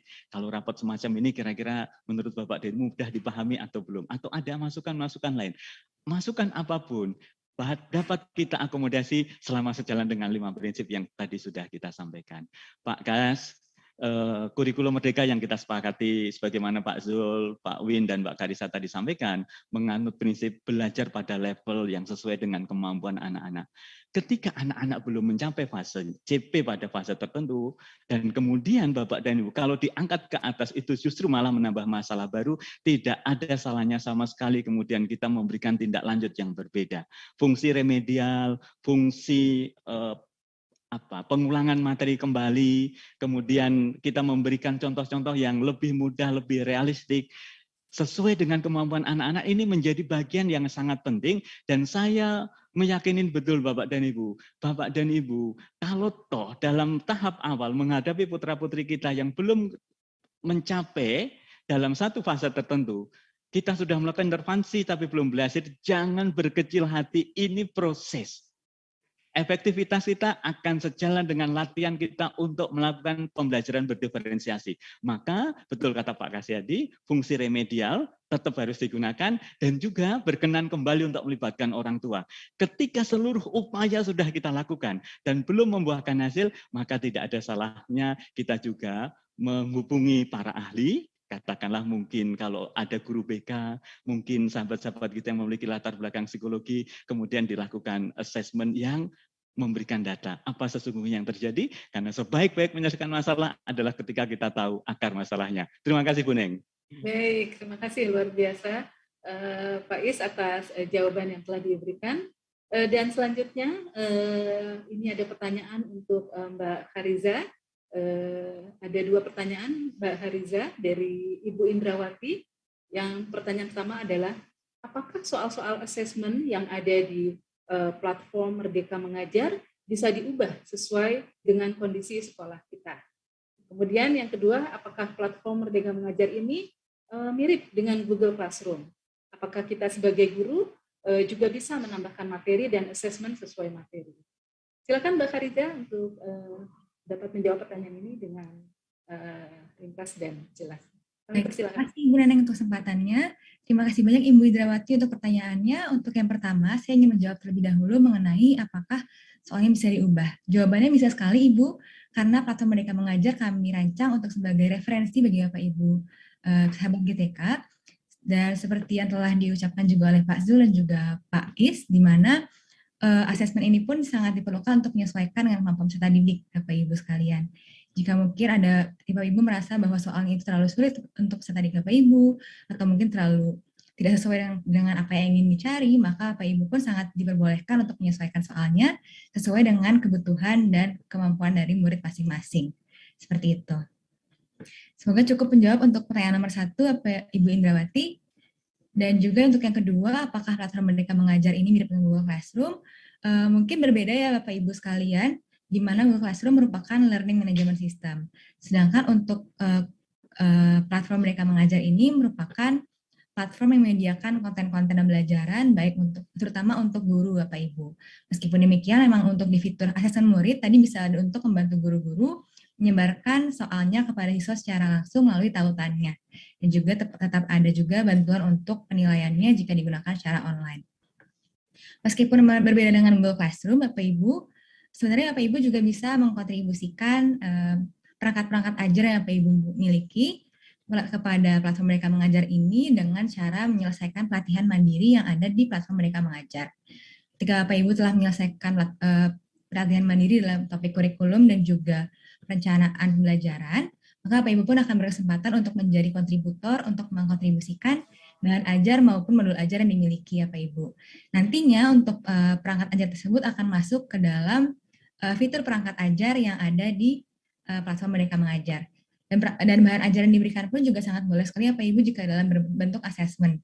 Jadi mungkin Bapak Ibu ada yang memiliki paket-paket soal atau mungkin asesmen yang bervariasi untuk bisa diberikan kepada siswa lain, ingin menjadi referensi untuk guru-guru lain, boleh sekali Bapak Ibu untuk segera menyelesaikan latihan mandiri dalam topik kurikulum dan juga perencanaan pembelajaran, dan segera kontribusikan perangkat ajarnya kepada kami dan bisa menjadi referensi guru lain. Terima kasih Bapak Ibu. Semoga cukup menjawab. Ya, Saya kembalikan pada Bu Neneng, Bu. Ya, terima kasih Mbak Khariza, Pak Is ya, luar biasa jawaban dari para narasumber kita ini ya, dan sahabat GTK, sesi untuk tanya jawab telah berakhir. Namun selain jawaban dari para narasumber kita tadi, sahabat GTK sekalian juga dapat menyimak jawaban-jawaban yang telah ditulis oleh para narasumber di kolom Q&A. Ya. Selain itu, sahabat GTK juga dapat membaca buku saku FAQ Kurikulum Merdeka dan Platform Merdeka Mengajar. Sahabat GTK juga kami sarankan untuk memulai mengakses platform Merdeka Mengajar. Nah, untuk dokumen struktur kurikulum Merdeka di regulasi atau kebijakan, Bapak dan Ibu dapat mengakses laman kurikulum.kemdikbud.go.id di bagian unduhan dengan judul Admin Pemulihan Pembelajaran. Di laman tersebut nanti Bapak dan Ibu akan menemukan juga dokumen tentang asesmen pembelajaran untuk semua jenjang, kemudian panduan pembelajaran dan asesmen kurikulum operasional pendidikan, dan panduan proyek penguatan profil pelajar Pancasila. Dan sebagai informasi tambahan untuk sahabat GTK, pada bulan Mei ini kami telah mengupdate dokumen-dokumen dari panduan-panduan tersebut yang dapat segera diunduh ya untuk dipelajari. Baik, kepada Bapak Ibu narasumber, terima kasih banyak atas kesediaannya berbagi dan memberikan pencerahan kepada kami semua terkait kurikulum Merdeka, khususnya untuk asesmen pembelajaran. Sebagai penguat, saya akan memberikan kesempatan kepada masing-masing narasumber ya untuk menyampaikan pesan singkat ataupun semangat yang ingin disampaikan kepada peserta webinar kita, ya, terutama untuk kepala sekolah dan guru-guru yang ingin mengimplementasikan kurikulum Merdeka dan menggunakan platform Merdeka Mengajar. Saya persilakan pertama untuk Pak Iswoyo dulu, mohon memberikan pesan atau penguatan Pak kepada sahabat GTK, guru dan para kepala sekolah. Kami persilakan Pak Is. Pak Is, suaranya masih belum terdengar Pak. Baik, tentu merasa bahagia pada kesempatan sore hari ini berkesempatan belajar bersama dengan sahabat GTK.